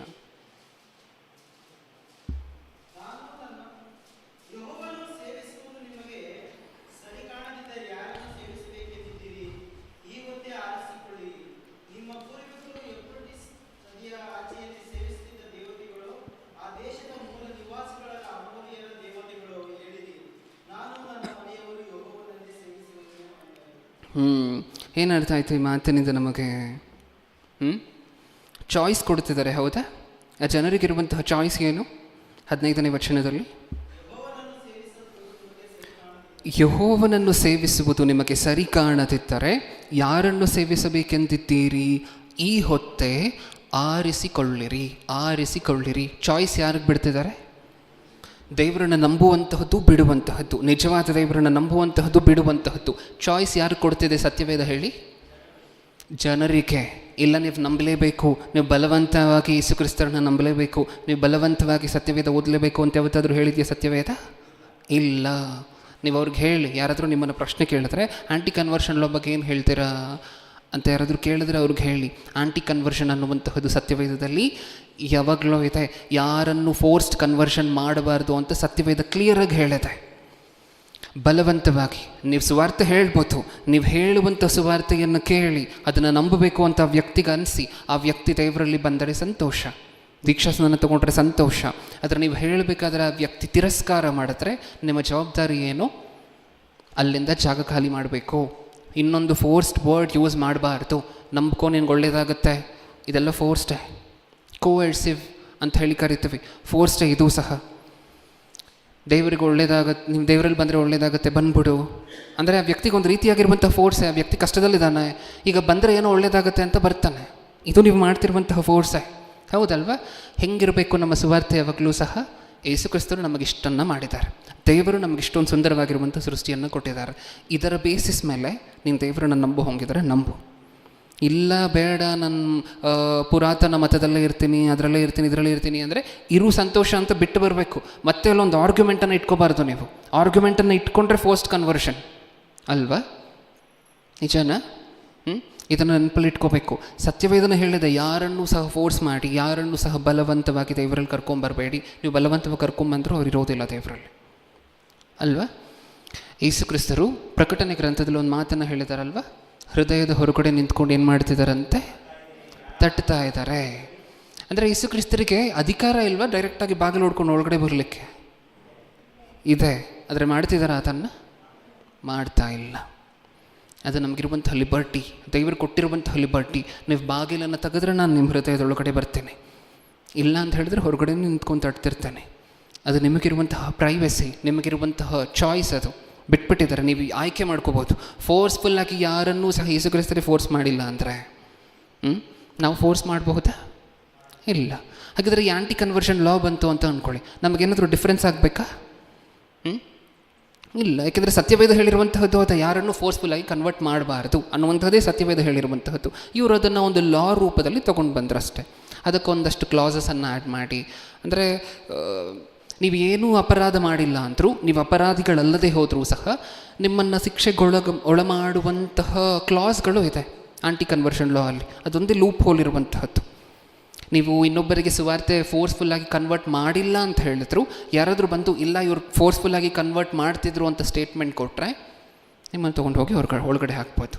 ಆಮೇಲೆ ನೀವೇ ವಾದಿಸ್ಕೋಬೇಕು, ನಿಮ್ಮ ಕೇಸನ್ನು ನೀವೇ ವಾದಿಸ್ಕೋಬೇಕು, ನೀವೇ ಪ್ರೂವ್ ಮಾಡ್ಕೋಬೇಕು ಕೋರ್ಟಲ್ಲಿ. ಏನಂತ? ಇಲ್ಲ ನಾನು ಫೋರ್ಸ್ಫುಲ್ ಕನ್ವರ್ಷನ್ ಮಾಡಿಲ್ಲ ಅನ್ನುವಂತಹದ್ದನ್ನು ನೀವೇ ಪ್ರೂವ್ ಮಾಡ್ಕೋಬೇಕು. ನಮ್ಗೆ ಅರ್ಥ ಆಯಿತಾ? ಈ ಆ್ಯಂಟಿ ಕನ್ವರ್ಷನ್ ಲಾ ಅಲ್ಲಿರುವಂತಹ ಒಂದು ಲೂಪ್ ಹೋಲ್ ಅಂತ ಹೇಳಿದ್ರೆ ಇದು ಅಂತ ಹೇಳ್ಬೋದು, ಸೇರಿಸಿರುವಂತಹದ್ದು. ಯಾರು ಯಾವ ಧರ್ಮವನ್ನು ಟಾರ್ಗೆಟ್ ಮಾಡಿ ಸೇರಿಸಿದ್ರು ಅನ್ನುವಂತಹದನ್ನು ಪಕ್ಕಕ್ಕಿಟ್ಬಿಡಿ. ಆದರೆ ನಾವು ಎಷ್ಟು ಹುಷಾರಾಗಿರಬೇಕು? ನಾವಿರುವಂತಹ ಪ್ರಾಂತ್ಯದಲ್ಲಿ ಈ ಲಾ ಅಪ್ಲಿಕಬಿಲಿಟಿಯಲ್ಲಿದೆ ಅಂದಾಗ ನಾವು ಎಷ್ಟು ಹುಷಾರಾಗಿರಬೇಕು? ನಾನಾಗಲೇ ಹೇಳಿದೆ ನಿಮಗೆ, ಒಳ್ಳೆ ಸಂಬಂಧ, ಎಲ್ಲರ ಜೊತೆನೂ ಒಳ್ಳೆ ಸಂಬಂಧ, ಅದನ್ನು ನೀವು ಇಟ್ಕೊಂಡಿಲ್ಲ ಅಂತ ಅಂದ್ಕೊಳ್ಳಿ. ಆ್ಯಂಟಿ ಕನ್ವರ್ಷನ್ ಲಾ ಬಂದು ಅದು ಹೇಗೆ ಆಪ್ರೇಟ್ ಆಗುತ್ತೆ ಅಂತ ಗೊತ್ತಿರುವಂಥ ಒಬ್ಬ ವ್ಯಕ್ತಿ ನಿಮ್ಮ ಮೇಲೆ ಸುಮ್ಮನೆ ಕೇಸನ್ನು ಹಾಕ್ಬೋದು. ಈ ವ್ಯಕ್ತಿ ಫೋರ್ಸ್ಫುಲ್ಲಾಗಿ ಕನ್ವರ್ಷನ್ ಮಾಡ್ತಿದ್ರು ಅಂತ ಹೇಳಿ ಸುಮ್ಮನೆ ಕೇಸನ್ನು ಹಾಕ್ಬೋದು. ನೀವೇನು ಮಾಡಬೇಕು? ಆವಾಗ ನಿಮ್ಮ ಕೇಸನ್ನು ನೀವೇ ವಾದಿಸ್ಕೊಂಡು ಹಿಂಸೆಗೆ ಒಳಗಾಗಬೇಕಾಗತ್ತೆ. ಸೊ ನಮಗೆ ಗೊತ್ತಿರಬೇಕಾಗಿರುವಂತಹದ್ದು, ನಾವು ಮನಸ್ಸಲ್ಲಿ ಇಟ್ಕೊಬೇಕಾಗಿರುವಂತಹದ್ದು ಏನು? ಒಳ್ಳೆ ಸಂಬಂಧ. ನೀವು ಸುವಾರ್ತೆಯನ್ನು ಇನ್ನೊಬ್ಬರಿಗೆ ಹೇಳಬೇಕಾದ್ರೂ ಹೇಗೆ ಹೇಳಬೇಕು ಅಂತ ಹೇಳ್ಕೊಟ್ಟಿದ್ದಾರೆ ದೇವರು. ಹೇಗೆ ಹೇಳಬೇಕು ಅಂತ ಹೇಳ್ಕೊಟ್ಟಿದ್ದಾರೆ? ಸಮಾಧಾನವಾಗಿ, ಸಾತ್ವಿಕತೆಯಿಂದ ಇದನ್ನು ಇನ್ನೊಬ್ರಿಗೆ ಹೇಳಬೇಕು. ಒಂದು ವೇಳೆ ಅವ್ರು ತಿರಸ್ಕಾರ ಮಾಡಿದ್ರೆ ಅಲ್ಲಿಂದ ಏನು ಮಾಡಬೇಕು? ನೀವು ಜಾಗ ಖಾಲಿ ಮಾಡಬೇಕು. ನಿಮ್ಮ ಕಾಲು ಧೂಳನ್ನು ಅಲ್ಲಿ ಕೊಡುವಿ, ಇನ್ನೊಂದು ಸರಿ ಆ ಕಡೆಗೆ ತಲೆ ಕೆಡಿಸ್ಕೊಳ್ಳುತ್ತೆ, ಅದರ ಬಗ್ಗೆ ಇನ್ನು ಯೋಚನೆ ಮಾಡದೆ ಇನ್ನೂ ಸಹ ಏನೋ ಪ್ರಯತ್ನ ಮಾಡೋಣ ಅನ್ನುವಂತಹ ಪ್ರಯತ್ನವನ್ನು ಪಕ್ಕಕ್ಕಿಟ್ಟು ನೀವು ಮಾಡುವಂತಹ ಪ್ರಯತ್ನವನ್ನು ಈಗಾಗಲೇ ಮಾಡಿದ್ದೀರ, ಅವ್ರು ಕೇಳಲಿಲ್ಲ, ನಿಮ್ಮ ಮೇಲೆ ತಿರುಗಿ ಬೀಳ್ತಿದ್ದಾರೆ, ಅಲ್ಲಿಂದ ನೀಟಾಗಿ ಸಾರಿ ಬ್ರದರ್ ಅಂತ ಹೇಳಿ ಬರುವಂತಹದ್ದು ಉತ್ತಮ. ಸಾಕಷ್ಟು ಜನ ಏನು ಮಾಡ್ತಾರೆ ಗೊತ್ತಾ? ಅಲ್ಲಿ ಆರ್ಗ್ಯುಮೆಂಟ್ಗೆ ನಿಂತ್ಕೊಳ್ತಾರೆ. ಈಗ ರಸ್ತೆಯಲ್ಲಿ ಹೋಗಿ ಪ್ಯಾಂಪ್ಲೆಟ್ ಹಂಚ್ತಿದ್ದಾರೆ ಒಬ್ಬ ಸಹೋದರಿ ಅಥವಾ ಸಹೋದರ. ಈಗ ಯಾರಾದರೂ ಬಂದು ಕೇಳ್ತಾರೆ, ಏನಕ್ಕೆ ಮಾಡ್ತಿದ್ದೀರಾ ಅಂತ ಹೇಳಿ. ನೀವು ಯೋಚನೆ ಮಾಡಿ ನೋಡಿ ಪ್ರಿಯರೇ, ಈ ಕಾಲದಲ್ಲಿ ಮೊದಲನೇ ಶತಮಾನದಲ್ಲಿ ನಡೀತಿದ್ದಂತಹ ಸುವಾರ್ತೆ ಪ್ರಕಟಣೆಗೂ ಈಗ ನಡೀತಿರುವಂತಹ ಸುವಾರ್ತೆ ಪ್ರಕಟಣೆಗೂ ವ್ಯತ್ಯಾಸ ಇದೆಯಾ ಇಲ್ವಾ? ಇದೆಯಾ? ಮೊದಲನೇ ಶತಮಾನದಲ್ಲಿ ಸುವಾರ್ತೆ ಮಾಡಿದಂತೆಯೇ ಈಗಿನ ಕಾಲದಲ್ಲೂ ಮಾಡಬೇಕನ್ನುವಂಥ ರೂಲ್ ಇದೆಯಾ? ನಾ ಹೇಳ್ತಿರುವಂಥದ್ದನ್ನು ಕೇಳಿಸ್ಕೊಳ್ಳಿ. ಮೊದಲನೇ ಶತಮಾನದಲ್ಲಿ ಯಾವ ವಿಧದಲ್ಲಿ ಯಾವ ಟೂಲ್ಸನ್ನು ಯೂಸ್ ಮಾಡಿ ಸುವಾರ್ತೆ ಸಾರತ್ರೋ ಅದೇ ಟೂಲ್ಸನ್ನು ಈಗಲೂ ಯೂಸ್ ಮಾಡಿ ಈ ಸುವಾರ್ತೆ ಸಾರಬೇಕು ಅನ್ನುವಂಥ ರೂಲ್ ಇದೆಯಾ? ಮೊದಲನೇ ಶತಮಾನದಲ್ಲಿ ನಡ್ಕೊಂಡು ಹೋಗ್ತಿದ್ರು. ಪೌಲನು ಖಂಡಗಳನ್ನು ಸಂಚಾರ ಮಾಡಿದ್ರು, ದೊಡ್ಡ ದೊಡ್ಡ ಕಾಂಟಿನೆಂಟ್ಗಳನ್ನು ದಾಟಿದ್ರು, ಹೌದಾ? ದೋಣಿಗಳಲ್ಲಿ ಪ್ರಯಾಣ ಮಾಡಿದ್ರು. ಈಗಿನ ಕಾಲದಲ್ಲಿ ಎಷ್ಟು ಜನ ದೋಣಿಗಳಲ್ಲಿ ಪ್ರಯಾಣ ಮಾಡಿ ಸುವಾರ್ತೆ ಮಾಡ್ತೀರಾ? ಮಾಡೋದಿಲ್ಲ ಅಲ್ವಾ? ಹೇಗೆ ಹೋಗ್ತೇವೆ? ನೀಟಾಗಿ ಸ್ಟೈಲಾಗಿ ಬಸ್ಸಲ್ಲೋ ಟ್ರೈನಲ್ಲೋ ಕಾರಲ್ಲೋ ಹೊರಟೋಗ್ತೇವೆ, ಹೌದಲ್ವಾ? ಮೊದಲನೇ ಶತಮಾನದಲ್ಲಿ ಬೇರೆ ರೀತಿಯಾಗಿದ್ದು ಸುವಾರ್ತೆ ಪ್ರಕಟಣೆ ಆಗುವಂತಹದ್ದು. ಈಗ ನೀವು ಇನ್ನೊಬ್ಬರಿಗೆ ಸುವಾರ್ತೆ ಹೇಳಬೇಕು ಅಂದರೆ ಫಿಸಿಕಲ್ಲಾಗಿ ಪ್ಯಾಂಪ್ಲೆಟನ್ನು ಕೊಡುವಂತಹ ಒಂದು ಆಪ್ಷನ್ ಅಂತ ಅಂದ್ಕೊಳ್ಳಿ. ವಾಟ್ಸಪ್ಪಲ್ಲಿ ಇನ್ನೊಬ್ಬರಿಗೆ ಅದೇ ಪ್ಯಾಂಪ್ಲೆಟನ್ನು ಡಿಜಿಟಲ್ ಆಗಿ ಶೇರ್ ಮಾಡುವಂಥ ಇನ್ನೊಂದು ಆಪ್ಷನ್ ಅಂದ್ಕೊಳ್ಳಿ. ಯಾವುದು ಬೆಸ್ಟ್ ಅಂತ ನಿಮಗನ್ಸುತ್ತೆ? ನಾನು ಇದನ್ನು ಪ್ಯಾಂಪ್ಲೆಟ್ ಹಂಚಬಾರ್ದು ಅಂತ ನಾನು ಹೇಳ್ತಿಲ್ಲ, ನಾನು ನಿಮ್ಮನ್ನು ಕೇಳ್ತಿದ್ದೀನಿ, ಯಾವುದು ಬೆಸ್ಟ್ ಅಂತ ನಿಮಗನ್ಸುತ್ತೆ? ವಾಟ್ಸಪ್ಪಲ್ಲಿ ಕಳಿಸುವಂತಹದ್ದು ಬೆಸ್ಟ್ ಅನ್ಸುತ್ತಾ? ಜನ ಯಾವಾಗಲೂ ಫೋನನ್ನೇ ನೋಡ್ಕೊಂಡು ಕೂತಿರುವುದರಿಂದ ನೀವು ಕೊಟ್ಟಂಥ ಫಿಸಿಕಲ್ ಪ್ಯಾಂಪ್ಲೆಟ್ ಒಂದು ಕಡೆ, ನೀವು ಕಳಿಸಿರುವಂತಹ ಫೋನಿಗೆ ಕಳಿಸಿರುವಂತಹ ಪ್ಯಾಂಪ್ಲೆಟ್ ಇನ್ನೊಂದು ಕಡೆ, ಯಾವುದನ್ನು ನೋಡುವಂತಹ ಚಾನ್ಸ್ ಜಾಸ್ತಿ ಇದೆ ಜನ ಅಲ್ವಾ? ಡಿಜಿಟಲ್ ಆಗಿರುವಂತಹ ಪ್ಯಾಂಪ್ಲೆಟನ್ನು ನೋಡುವಂತಹ ಚಾನ್ಸ್ ಜಾಸ್ತಿ ಇರಬೇಕಾದ್ರೆ ನಾವು ಈ ರಿಸ್ಕನ್ನು ಏನಕ್ಕೋಸ್ಕರ ತಗೊಳ್ತಿದ್ದೀವಿ ಅನ್ನುವಂತಹದ್ದು ಪ್ರಶ್ನೆ. ನೀವು ಯೋಚನೆ ಮಾಡಿ, ಒಂದು ಸಾರಿ ಯೋಚನೆ ಮಾಡಿ. ನನ್ನ ತಪ್ಪು ಅಂತ ಹೇಳ್ತಿಲ್ಲ, ಮಾಡುವಂತಹದ್ದು ಉತ್ತಮನೇ, ದೇವರವರು ಬರಬೇಕಾಗಿರುವಂತಹ ಪ್ರತಿಫಲವನ್ನು ಖಚಿತವಾಗಿ ಕೊಡ್ತಾರೆ. ಆದರೆ ಕಾಸ್ಟ್ ಬೆನಿಫಿಟ್ ಅನ್ನುವಂತಹದ್ದು ನೋಡಬೇಕಲ್ವ? ನಾವು ಯಾರಿಗಾದರೂ ಸುವಾರ್ತೆ ಹೇಳ್ತಿದ್ದೀವಿ ಅಂದರೆ ನಮ್ಮ ಉದ್ದೇಶ ನಾವು ಸುವಾರ್ತೆ ಹೇಳ್ತಿದ್ದೀವಿ ಅನ್ನುವಂತಹದ್ದಲ್ಲ. ನಮ್ಮ ಫೈನಲ್ ಆಬ್ಜೆಕ್ಟಿವ್ ಏನು? ಯಾರಾದರೂ ಇದನ್ನು ಕೇಳಿ ರಕ್ಷಣೆ ಮಾರ್ಗದಲ್ಲಿ ಬರ್ತಾರೇನೋ, ಅದಲ್ವ ನಮ್ಮ ಫೈನಲ್ ಆಬ್ಜೆಕ್ಟಿವ್. ಸುವಾರ್ತೆ ಹೇಳಬೇಕು ಅಂತ ಮಾತ್ರ ಸುವಾರ್ತೆ ಹೇಳ್ಕೊಂಡು ಹೋಗುವಂತಹದ್ದೇನ? ನೀವು ಹೇಳುವಂತಹ ಸುವಾರ್ತೆಯಿಂದ ಯಾರಾದರೂ ದೇವರಲ್ಲಿ ಬರಬೇಕು, ಅದು ಫೈನಲ್ ಆಬ್ಜೆಕ್ಟಿವ್. ನೀವು ಸತ್ಯವೇದದಲ್ಲಿ ಸುವಾರ್ತೆ ಸಾರಬೇಕಂತ ಬರ್ಸಿದ್ದಾರೆ ಬ್ರದರ್, ಅದಕ್ಕೆ ನಾನು ರಸ್ತೆಯಲ್ಲಿ ಹೋಗಿ ಮೈಕ್ ಹಿಡ್ಕೊಂಡು ಪಾಂಪ್ಲೆಟ್ಗಳನ್ನು ಹಂಚ್ತೀನಿ, ಮಾಡ್ಬೋದು. ನಿಮಗೆ ಬರುವಂತಹ ಪ್ರತಿಫಲ ದೇವರಿಂದ ಬರುತ್ತೆ. ಆದರೆ ಸ್ವಲ್ಪ ಯೋಚನೆ ಮಾಡಿ ಕೂತ್ಕೊಂಡು, ಆ ಕೆಲಸವನ್ನು ಬೇರೆ ರೀತಿಯಾಗಿ ನಾನು ಮಾಡಬಹುದಾ? ಒಂದು ರಸ್ತೆ ಇದೆ ಅಂತ ಅಂದ್ಕೊಳ್ಳಿ, ಡೆಡ್ ಆ್ಯಂಡ್ ರೋಡ್, ಓಕೆ? ಅಲ್ಲಿ ಮುಂದೆ ಯಾವುದೂ ಮನೆ ಇಲ್ಲ, ಡೆಡ್ ಆ್ಯಂಡ್ ರೋಡ್. ಆ ರಸ್ತೆ ಪೂರ್ತಿ ಒಬ್ಬ ವ್ಯಕ್ತಿನೇ ಓನರ್. ಅದಕ್ಕೆ ಅಲ್ಲಿರುವಂತಹ ಮನೆಗಳೆಲ್ಲ ಒಬ್ಬ ವ್ಯಕ್ತಿಯದ್ದೇ, ಎಲ್ಲ ಬಾಡಿಗೆ ಕೊಟ್ಟಿದ್ದಾನೆ. ಅಲ್ಲಿರುವಂತಹ ಓನರ್ ಒಬ್ಬನೇ, ಓಕೆ? ಆ ವ್ಯಕ್ತಿ ಭಯಂಕರ ಮತೀಯವಾದಿ ಅಂತ ಅಂದ್ಕೊಳ್ಳಿ, ಮತ ಅಂತ ಹೇಳಿ ಹುಚ್ಚಿಡ್ದಿರುವಂತಹ ವ್ಯಕ್ತಿ ಅಂತ ಅಂದ್ಕೊಳ್ಳಿ. ಈಗ ರಸ್ತೆಗೆ ನೀವು ಪಾಂಪ್ಲೆಟ್ ಕೊಡ್ಲಿಕ್ಕೆ ಹೋದ್ರಿ ಅಂತ ಅಂದ್ಕೊಳ್ಳಿ, ಏನಾಗ್ಬೋದು? ನಿಜನಾ? ಯಾಕೆಂದರೆ ರಸ್ತೆ ಪೂರ್ತಿ ಆ ವ್ಯಕ್ತಿಯದ್ದೇ. ನೀವು ಹೇಳ್ಬೋದು ನನಗೆ ಇಂಡಿಯನ್ ಕಾನ್ಸ್ಟಿಟ್ಯೂಷನ್ ಗೊತ್ತು, ನನಗೆ ಗೊತ್ತಿರುವಂತಹ ನಾನು ಇನ್ನೊಬ್ರಿಗೆ ಹೇಳ್ಬೋದು ಅಂತ. ಮೊದಲನೇ ಶತಮಾನದಲ್ಲಿ ಯೇಸು ಕ್ರಿಸ್ತರು ಒಂದು ಕಡೆ ಅವರನ್ನು ಹಿಡ್ಕೊಳ್ಲಿಕ್ಕೆ ಬಂದಾಗ ಯೋಹಾನಿಗೆ ಶಿಕ್ಷೆ ಆಗಿದೆ ಅಂತ ಹೇಳಿ ಗೊತ್ತಾಗಿ ಏನು ಮಾಡ್ತಾರೆ ಗೊತ್ತಾ? ಇನ್ನೊಂದು ಪ್ರಾಂತ್ಯಕ್ಕೆ ಹೊರಟೋಗ್ತಾರೆ, ಗಲಿಲಾಯಕ್ಕೆ ಹೋಗಿ ಸ್ಟಾರ್ಟ್ ಮಾಡ್ತಾರೆ ಸುವಾರ್ತೆಯನ್ನು ಸಾರಲಿಕ್ಕೆ. ನಮಗೆ ಗೊತ್ತಾ ಈ ವಿಚಾರ? ಈ ರೀತಿ ಜಾಣರು ನಾವೇ ಆಗಿರಬೇಕು. ಕಾನೂನು ನಮಗೆ ಗೊತ್ತಿರಬೇಕು, ಅದು ಒಂದು ಕಡೆ, ಅದು ಕೆಲವು ಕಡೆ ಉಪಯೋಗವಾಗತ್ತೆ. ನೆಕ್ಸ್ಟ್ ಆಪೋಸಿಟ್ ಸೈಡಲ್ಲಿ ಆ ಸಂದರ್ಭದಲ್ಲಿ ಹೇಗೆ ಜಾಣರಾಗಿರಬೇಕು ಅಂತ ನಮಗೆ ಗೊತ್ತಿರಬೇಕಲ್ವ. ನೀವು ನಿಂತು ಇಲ್ಲ ವ್ಯಕ್ತಿ ಜೊತೆ ಆರ್ಗ್ಯೂ ಮಾಡ್ಲಿಕ್ಕೆ ಶುರು ಮಾಡಿದ್ರಿ ಅಂತ ಅಂದ್ಕೊಳ್ಳಿ, ಇಲ್ಲ ನನಗೆ ಇದು ಫಂಡಮೆಂಟಲ್ ರೈಟು, ಯೇಸು ಕ್ರಿಸ್ತರು ನನಗೋಸ್ಕರ ರಕ್ತ ಸುರಿಸಿದ್ರು ಅಂತ. ಅಲ್ಲಿ ನಡೆಯುವಂತಹ ಸನ್ನಿವೇಶಗಳು, ಸಿಚುವೇಶನ್ಗಳೇ ಬೇರೆ. ವಿಡಿಯೋ ಮಾಡ್ತಾರೆ, 4 ಜನ ಬಂದು ವಿಡಿಯೋ ಮಾಡ್ತಾರೆ, ಆ ವಿಡಿಯೋ ವೈರಲ್ ಮಾಡ್ತಾರೆ, ನೋಡಿ ಹೇಗೆ ಕನ್ವರ್ಷನ್ ಮಾಡ್ತಿದ್ದಾರೆ ಅಂತ ಹೇಳಿ ಹಾಕ್ತಾರೆ ಇನ್ಸ್ಟಾಗ್ರಾಮಲ್ಲಿ. ಬೇಕಾ ನಮ್ಗದೆಲ್ಲ? ನಾಳೆ ಅದನ್ನು ನೋಡಿ ಯಾರ ಬಗ್ಗೆ ಮಾತಾಡ್ಕೊಳ್ತಾರೆ ಗೊತ್ತಾ? ಜನ ತಪ್ಪಾಗಿ ಯೇಸು ಕ್ರಿಸ್ತರ ಬಗ್ಗೆ ಮಾತಾಡ್ಕೊಳ್ತಾರೆ, ನಿಮ್ಮ ಬಗ್ಗೆ ಯಾರು ಮಾತಾಡೋದಿಲ್ಲ. ನಿಜನಾ? ಇದೆಲ್ಲ ನಮ್ಮ ಮನಸ್ಸಲ್ಲಿ ಇಟ್ಕೊಳ್ಳೋಣ.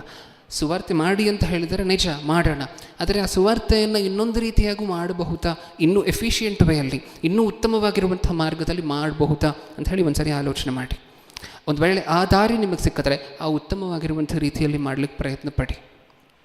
ಈಗಿನ ಕಾಲ ನೀವು ಮೊದಲನೇ ಶತಮಾನದಲ್ಲಿ ಯಾವ ಮೆಕ್ಯಾನಿಸಮ್ಸ್, ಯಾವ ಟೂಲ್ಸನ್ನು ಯೂಸ್ ಮಾಡಿ ಮಾಡ್ತಿದ್ರೋ ಹಾಗೆ ಈಗಲೂ ಮಾಡಬೇಕು ಅನ್ನುವಂತಹ ಅನಿವಾರ್ಯತೆ, ಅವಶ್ಯಕತೆ ಇಲ್ಲ.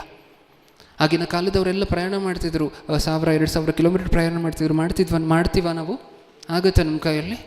ಇಲ್ಲ. ಮತ್ತು ಏನಕ್ಕೋಸ್ಕರ ಅಲ್ಲಿ ಮಾಡಿದ್ದೇ ಇಲ್ಲೂ ಮಾಡಬೇಕು. ಬ್ಯಾಗ್ ಹಾಕ್ಕೊಳ್ಳುವಂತಹದ್ದು ಮನೆಗೆ ಹೋಗುವಂತಹದ್ದು. ನೀವು ಬ್ಯಾಗ್ ಹಾಕ್ಕೊಂಡು ಮನೆಗೆ ಹೋದರೆ ಏನಾಗುತ್ತೆ ಅಂತ ನಾನು ಹೇಳಲ್ಲ. ಅವ್ರು ಈ ಮುಂಚೆ ನ್ಯೂಸಲ್ಲಿ ನೋಡ್ತಿರ್ತಾರೆ, ಈ ರೀತಿ ಕಳ್ಳರು ಬ್ಯಾಗ್ ಹಾಕ್ಕೊಂಡೆ ನೀಟಾಗಿ ಬರ್ತಾರೆ ಅಂತ. ನೀವು ಬ್ಯಾಗ್ ಹಾಕ್ಕೊಂಡು ಹೋದ್ರಿ ಅಂತ ಅಂದ್ಕೊಳ್ಳಿ, ಏನು ಮಾಡ್ತಾರೆ? ಅವ್ರಿಗೆ ಗೊತ್ತೇ ಇಲ್ಲ, ನೀವು ನೋಡೇ ಇಲ್ಲ ಅವ್ರು ನಿಮ್ಮನ್ನು ಯಾವತ್ತೂ ಸಹ. ಏನು ಮಾಡ್ತಾರೆ ಅವರು? ಇಲ್ಲಿ ಕೂತ್ಕೊಳ್ಳಿ, ನೀರು ಕೊಡ್ತೀನಿ ಅಂತ ಟೇಬಲ್ ಮೇಲೆ ಕೂರಿಸಿ ಪೊಲೀಸವ್ರಿಗೆ ಫೋನ್ ಮಾಡ್ತಾರೆ. ಹೌದಲ್ವಾ? ಇದನ್ನೆಲ್ಲ ಯೋಚನೆ ಮಾಡಬೇಕಲ್ವ. ಆಗಿನ ಪರಿಸ್ಥಿತಿ ಬೇರೆ. ಮೊದಲನೇ ಶತಮಾನದಲ್ಲಿ ಪೌಲನು, ಪೇತ್ರನು ಇವರೆಲ್ಲ ಮನೆಗೆ ಹೋಗಿ ಸುವಾರ್ತೆ ಹೇಳಬೇಕಾದ್ರೆ, ಅಥವಾ ಊರಿಗೆ ಹೋಗಿ ಸುವಾರ್ತೆ ಸಾರಬೇಕಾದ್ರೆ ಪರಿಸ್ಥಿತಿಗಳು ಬೇರೆ. ಕಳ್ಳರಿಲ್ಲ, ಇದಿಲ್ಲ, ಅದಿಲ್ಲ, ಯಾರು ಮನೆಗೆ ಬಂದು ಈ ಥರ ದಂಡುಪಾಳ್ಯ ಗ್ಯಾಂಗ್ ಇರಲಿಲ್ಲ. ಹೌದಲ್ವ? ಈಗಿನ ಕಾಲದಲ್ಲಿ ಪರಿಸ್ಥಿತಿ ಬೇರೆ. ಎಲ್ಲರ ಮನೇಲೂ ಟಿ ವಿ ಇದೆ, ಎಲ್ಲರೂ ನ್ಯೂಸ್ ನೋಡ್ತಿರ್ತಾರೆ, ಎಲ್ಲರೂ ಹುಷಾರಾಗಿರ್ತಾರೆ. ನೀವು ಶುರು ಮಾಡಿದ್ರೆ ಯಾರು ಕೇಳಿಸ್ಕೊಳ್ತಾರೆ ಹೇಳಿ? ಅಲ್ವಾ? ಎಫಿಷಿಯೆಂಟಾಗಿ ಸುವಾರ್ತೆಯನ್ನು ಸಾರಿ. ನಿಮ್ಮ ಹತ್ರ ಫೋನ್ ಇದೆ, ನಿಮಗೆ ಸಾಕಷ್ಟು ಜನ ಗೊತ್ತು. ನೀವು ಅವ್ರಿಗೆ ವಾಟ್ಸಪ್ಪಲ್ಲಿ ಪ್ಯಾಂಪ್ಲೇಟ್ ಕಳಿಸಿದ್ರಿ, ಮೆಸೇಜ್ ಕಳಿಸಿದ್ರಿ ಅಂತ ಅಂದ್ಕೊಳ್ಳಿ, ಮ್ಯಾಕ್ಸಿಮಮ್ ಏನು ಮಾಡ್ಬೋದು? ಓದಿಲ್ಲ ಅಂತ ಯಾರು ನಮ್ಮ ಹತ್ರ ಹೇಳಲಿಕ್ಕಾಗೋದಿಲ್ಲ. ಯಾಕೆ? ಆರ್ಟಿಕಲ್ 32 ಏನು ಹೇಳುತ್ತೆ? ಒಂದು ವೇಳೆ ಯಾರ್ದಾದ್ರೂ ಫಂಡಮೆಂಟಲ್ ರೈಟ್ಸ್ ಅಗ್ರವೇಟ್ ಆದರೆ, ಯಾರ್ದಾದ್ರೂ ಫಂಡಮೆಂಟಲ್ ರೈಟ್ಸ್ ಬ್ರೀಚ್ ಆದರೆ ಎಲ್ಲಿಗೆ ಹೋಗ್ಬೋದು? ಡೈರೆಕ್ಟಾಗಿ ಸುಪ್ರೀಂ ಕೋರ್ಟ್ಗೆ. ಇದು ನಮಗೆ ಗೊತ್ತಿರಬೇಕಾಗಿರುವಂಥದ್ದು. ಇದು ಎಲ್ಲಿ ಉಪಯೋಗ ಮಾಡಬೇಕು, ಎಲ್ಲಿ ಉಪಯೋಗ ಮಾಡಬಾರ್ದು ಅನ್ನುವಂತಹದ್ದು ನಿಮಗೆ ಬಿಟ್ಟಿರುವಂತಹದ್ದು. ಓಕೆ, ಇದನ್ನು ಹೊರತುಪಡಿಸಿ ಮೀಟಿಂಗನ್ನು ಯಾವಾಗ ಇಡ್ಬೋದು, ಯಾವ ರೀತಿ ಪರ್ಮಿಷನ್ ತೊಗೋಬೇಕು, ರಸ್ತೆಯಲ್ಲಿ ಮೀಟಿಂಗ್ ಇಡ್ಬೋದಾ ಇಲ್ವಾ, ಲೌಡ್ ಸ್ಪೀಕರ್ಸನ್ನು ರಸ್ತೆಯಲ್ಲಿ ಪರ್ಮಿಷನ್ ಇಲ್ಲದೆ ಇಟ್ಕೊಳ್ಬಹುದಾ, ಮನೆಯಲ್ಲಿ ಪ್ರಾರ್ಥನೆಗಳನ್ನು ಇಟ್ಕೊಳ್ಬಹುದಾ, ಇಷ್ಟನ್ನು ಆಲೋಚನೆ ಮಾಡಿ ನೋಡಿದ್ವಿ. ಇದೆಲ್ಲದಕ್ಕೂ ಮೀರಿರುವಂತಹದ್ದೇ ಇನ್ನೊಬ್ಬರ ಜೊತೆ ಒಳ್ಳೆಯ ಸಂಬಂಧವನ್ನು ಮೈಂಟೈನ್ ಮಾಡಿ. ನಿಮ್ಮನ್ನು ನೋಡಿದ್ರೆ ಎಲ್ರಿಗೂ ಇಷ್ಟ ಆಗಬೇಕು. ನಾವು ಕ್ರೈಸ್ತರು ಯಾರ ಜೊತೆನೂ ದ್ವೇಷ ವೈಷಮ್ಯಗಳಿಲ್ಲದೆ ಹೋದರೆ ಸಾಧ್ಯವಾದ ಮಟ್ಟಿಗೆ ದೇವರ ಚಿತ್ತ ಇರುವವರೆಗೂ ನಿಮಗೆ ಯಾವ ಸಮಸ್ಯೆಯೂ ಸಹ ಬರೋದಿಲ್ಲ. ಓಕೆ, ಇದಿಷ್ಟನ್ನು ನಿಮ್ಮ ತಲೆ ಇಟ್ಕೊಂಡು ಒಂದು 3 ರೆಫರೆನ್ಸ್ಗಳು, ಏಕೆಂದರೆ ಪರೀಕ್ಷೆಗೆ ಸಂಬಂಧಪಟ್ಟಿರುವಂತಹ ಪಾಠ ಆಗಿರೋದ್ರಿಂದ ಸಾಕಷ್ಟು ರೆಫರೆನ್ಸಸ್ಗಳನ್ನು ನೋಡಿಲ್ಲ ನಾವು ಈ ಪಾಠದಲ್ಲಿ. ಒಂದು 3 ರೆಫರೆನ್ಸ್ಗಳನ್ನು ನೋಡ್ಕೊಂಡು ಮುಗಿಸ್ಕೊಳ್ಳೋಣ. ರೋಮಾಪುರದವರಿಗೆ ಬರೆದ ಪತ್ರಿಕೆ 13ನೇ ಅಧ್ಯಾಯ, ರೋಮಾಪುರದವರಿಗೆ ಬರೆದ ಪತ್ರಿಕೆ 13ನೇ ಅಧ್ಯಾಯ 1ನೇ ವಚನ, 13:1.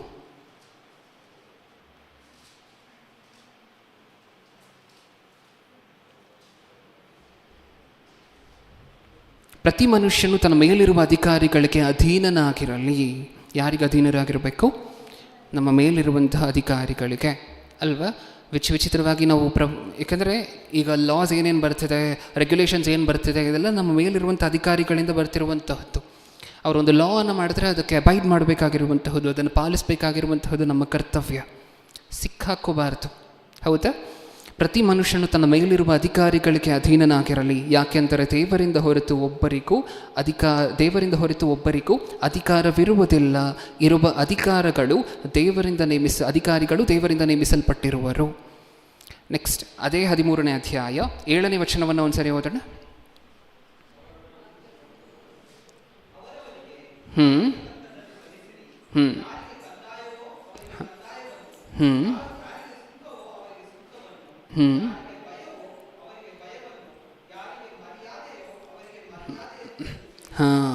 ಅವರವರಿಗೆ ಸಲ್ಲತಕ್ಕದ್ದನ್ನು ಸಲ್ಲಿಸಿರಿ. ಕೆಲವರಿಗೆ ಕೆಲವು ವಿಚಾರಗಳು ಸಲ್ಲಬೇಕು. ಏನೇನು ಸಲ್ಲಬೇಕಂತೆ? ಯಾರಿಗೆ ಕಂದಾಯವೋ ಅವರಿಗೆ ಕಂದಾಯವನ್ನು. ಟ್ಯಾಕ್ಸ್ ಯಾರಿಗಾದರೂ ಕಟ್ಟಬೇಕು ಅಂತ ಹೇಳಿದ್ರೆ ನಮ್ಮ ಅಥಾರಿಟೀಸ್ಗೆ ಅವ್ರಿಗೆ ಟ್ಯಾಕ್ಸ್ ಕಟ್ಟಬೇಕಾ? ಕಟ್ಟಬೇಕು. ಯಾಕೆಂದರೆ ಅವ್ರವ್ರಿಗೆ ಸಲ್ಲಬೇಕಾಗಿರುವಂಥದ್ದು ಅದೆಲ್ಲವೂ ಸಹ ಯಾರಿಗೆ ಕಂದಾಯವೋ ಅವರಿಗೆ ಕಂದಾಯವನ್ನು, ಯಾರಿಗೆ ಸುಂಕವೋ ಅವರಿಗೆ ಸುಂಕವನ್ನು, ಯಾರಿಗೆ ಭಯವೋ ಅವರಿಗೆ ಭಯವನ್ನು, ಯಾರಿಗೆ ಮರ್ಯಾದೆಯೋ ಅವರಿಗೆ ಮರ್ಯಾದೆಯನ್ನು ಸಲ್ಲಿಸಿರಿ. ಕೀ ರೆಫರೆನ್ಸ್ ಅದು ಸತ್ಯವೇದದಲ್ಲಿ.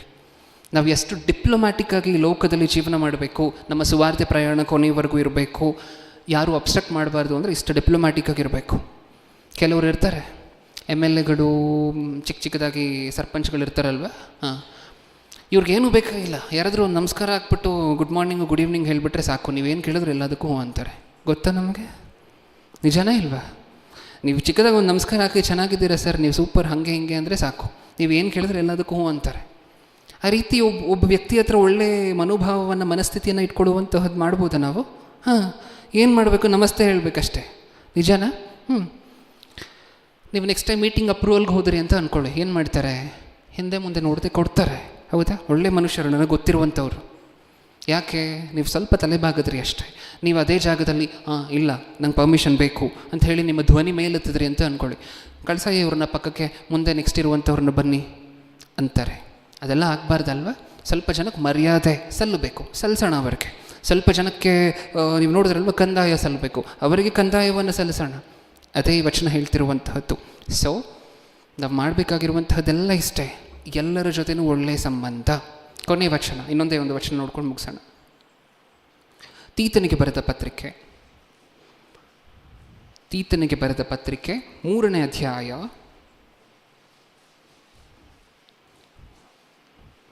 1ನೇ ವಚನ.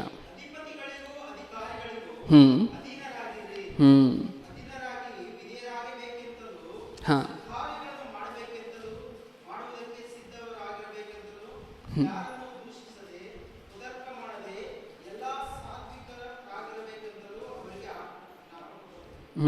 ಅಧಿಪತಿಗಳಿಗೂ ಅಧಿಕಾರಿಗಳಿಗೂ ಅಧೀನರಾಗಿ ವಿಧೇಯರಾಗಿರಬೇಕೆಂತಲೂ ಸಕಲ ಸತ್ಕಾರ್ಯಗಳನ್ನು ಮಾಡುವುದಕ್ಕೆ ಸಿದ್ಧರಾಗಿರಬೇಕೆಂತಲೂ ಯಾರನ್ನೂ ದೂಷಿಸದೆ ಕುತರ್ಕ ಮಾಡದೆ ಎಲ್ಲ ಮನುಷ್ಯರಿಗೆ ಪೂರ್ಣ ಸಾಧು ಗುಣವನ್ನು ತೋರಿಸುತ್ತಾ ಸಾತ್ವಿಕರಾಗಿರಬೇಕೆಂತಲೂ ಅವರಿಗೆ ಜ್ಞಾಪಕ ಕೊಡು. ಹೇಗಿರಬೇಕಂತ ನಾವು?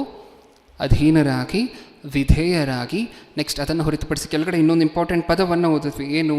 ಯಾರನ್ನೂ ದೂಷಿಸದೆ. ಏನು ಮಾಡಬಾರ್ದು? ಯಾರನ್ನೂ ದೂಷಿಸದೆ. ಎಕ್ಸಾಮ್ ಕಂಪ್ಲೀಟ್ ಮಾಡಿದ್ದೀವಿ ಅಂತ ಅಂದ್ಕೊಂಡು ಎಲ್ಲಂದರೆ ಅಲ್ಲಿ ಹೋಗಿ ನಿಂತ್ಕೊಂಡು ಈ ಅಧಿಕಾರಿ ಕಾನೂನು ಗೊತ್ತಾ, ನನಗೆ ಫಂಡಮೆಂಟಲ್ ರೈಟ್ಸ್ ಗೊತ್ತು, ಈ ಪ್ರಸಂಗ ಕೇಳಿಬಿಟ್ಟು ಅನ್ಬಾರ್ದು. ದೂಷಿಸಬಾರ್ದು, ಯಾರನ್ನೂ ಕೆಳಗೆ ತಂದು ಮಾತಾಡಬಾರ್ದು, ಇನ್ನೊಂದು ಧರ್ಮದ ಬಗ್ಗೆ ಮಾತಾಡಬಾರ್ದು, ತಪ್ಪದು.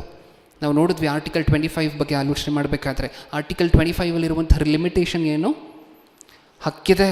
ಅದೇ ಜಾಗದಲ್ಲಿ ಆರ್ಟಿಕಲ್ 25 ಏನು ಹೇಳುತ್ತೆ? ಎಕ್ಸೆಪ್ಷನ್ ಏನು ಹೇಳುತ್ತೆ?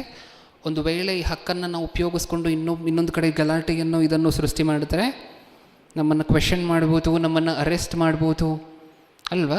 ಯೇಸು ಕ್ರಿಸ್ತರ ಬಗ್ಗೆ ಹೇಳಲಿಕ್ಕೆ ಆರ್ಟಿಕಲ್ 25 ಕೆಳಗಡೆ ಪ್ರಾಪಗೇಷನ್ ಅನ್ನುವಂತಹ ಪದದ ಕೆಳಗೆ ಹಕ್ಕಿದೆ. ನಮಗೆ ಹಕ್ಕಿದೆ ಅಂತ ಹೇಳಿ ಯೇಸು ಕ್ರಿಸ್ತರು ಮಾತ್ರ ಶ್ರೇಷ್ಠರು, ಈ ದೇವರು ಹಾಗೆ ಆ ದೇವರು ಹಾಗೆ ಅಂತ ಹೆಸರು ತೊಗೊಂಡು ಪಿನ್ ಪಾಯಿಂಟ್ ಮಾಡ್ತಿದ್ದೀರಾ ಅಂತ ಅಂದ್ಕೊಳ್ಳಿ. ಅದರಿಂದ ಏನಾಗುತ್ತೆ? ಜಗಳ ಶುರು ಆಗುತ್ತೆ. ಆ ಜಗಳ ಶುರುವಾಗಿರುವುದರಿಂದ ನಿಮ್ಮನ್ನು ಅರೆಸ್ಟ್ ಮಾಡಬಹುದು.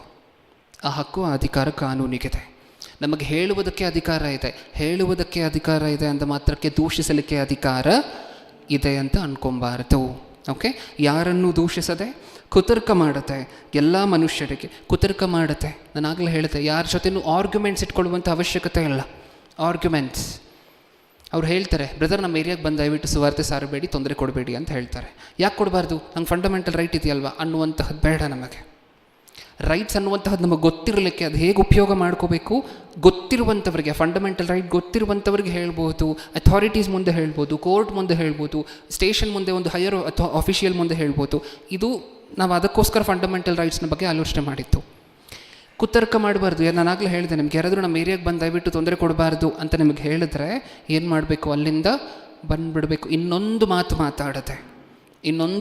ಮಾತಾಡದೆ ನನಗೆ ಹಕ್ಕಿಲ್ವಾ, ನನಗೆ ಅಧಿಕಾರ ಇಲ್ವಾ, ಇದೇ ಏರಿಯಾದಲ್ಲಿ ನಂದೊಂದು ಮನೆ ಇಲ್ವಾ ಅನ್ನದೆ, ಒಂದೇ ಒಂದು ಮಾತು ಮಾತಾಡದೆ, ಆರ್ಗ್ಯುಮೆಂಟ್ಸ್ ಇಟ್ಕೊಳ್ಳದೆ, ತರ್ಕಿಸದೆ ಸೈಲೆಂಟಾಗಿ ವಾಪಸ್ ಬರಬೇಕು. ಓಕೆ? ಇದಿಷ್ಟನ್ನು ನಮ್ಮ ತಲೆಯಲ್ಲಿ ಇಟ್ಕೊಳ್ತೀವ?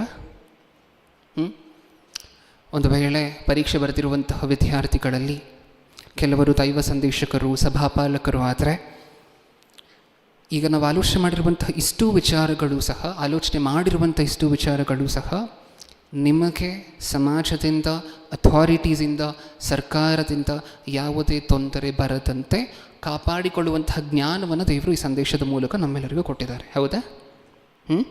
ಅದನ್ನು ಇಟ್ಕೊಂಡು ನಾವು ಕೇಳಿರುವಂತಹ ತಕ್ಕ ಹಾಗೆ ನಡ್ಕೊಂಡು, ಯೇಸುಕ್ರಿಸ್ತರು ಮೊದಲನೇ ಶತಮಾನದಲ್ಲಿ ಎಷ್ಟು ಜಾಣರು, ಎಷ್ಟು ತಿಳುವಳಿಕೆಯುಳ್ಳವರು, ಸಮಸ್ತವನ್ನು ತಿಳ್ಕೊಂಡಿರುವಂಥವ್ರು ಹೇಗಾಗಿದ್ರೋ ಅದೇ ರೀತಿಯಾಗಿ ಆಗಿರ್ತೀವಿ.